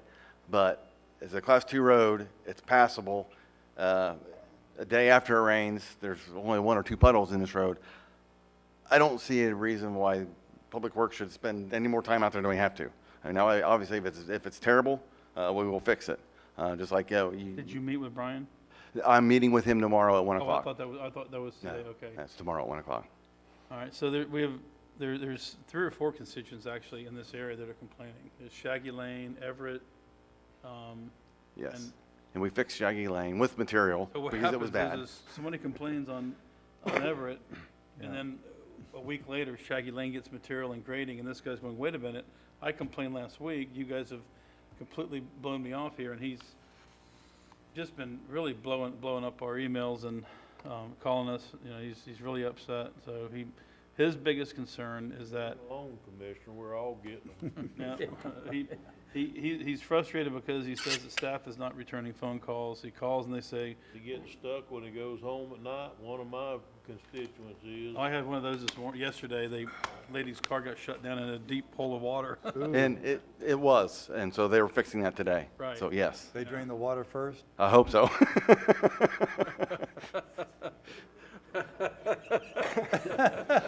You mean that happens somewhere else besides District 2? Private joke, okay? Well, that's what happened out there on that college road that day. Yeah, I got you. They're in the mud, but Anything else? I think I'm done. Mr. Pickens? Yeah, one thing I wanted to bring up, Mike Troxel and I have been talking to Enterprise Leasing, and we've got a presentation that we'd like the board to see. Yeah. But we hate to just cram it in on a regular workshop, so I didn't know if you were thinking about having a third Tuesday workshop where we could put it on that, and maybe put the roads list on there also, if that's agreeable to the I think we're going to have a third commission. this coming month, so let's put it on that one. I'll get with Mr. Yeah. So- Get with Mr. Suggs, we'll get that scheduled in. Okay. Because I got some good news from Enterprise Leasing Look at today. leasing vehicle. The GM Yeah, manufacturer that we get our vehicles from usually, they usually have the best deal ever, are offering those same incentives again. So those incentives are back. So again, one more year of really good potential returns if we go with the leasing route. So it's a good deal. I'm willing to listen. Good. Okay, is that all? That's it. Mr. Adamczak? I guess I'm good for now. Mr. Turner? I'm good also. I'm good too. County attorney comments? County administrator comment? No, just thankful I'm back. Yep, absolutely, thank you. And just want to say how much I appreciate the board for their indulgence of my my appointments this morning. I appreciate it very much. We need you to take care of you. All right, no further comments. This meeting is now adjourned. What time are we meeting? 6:30.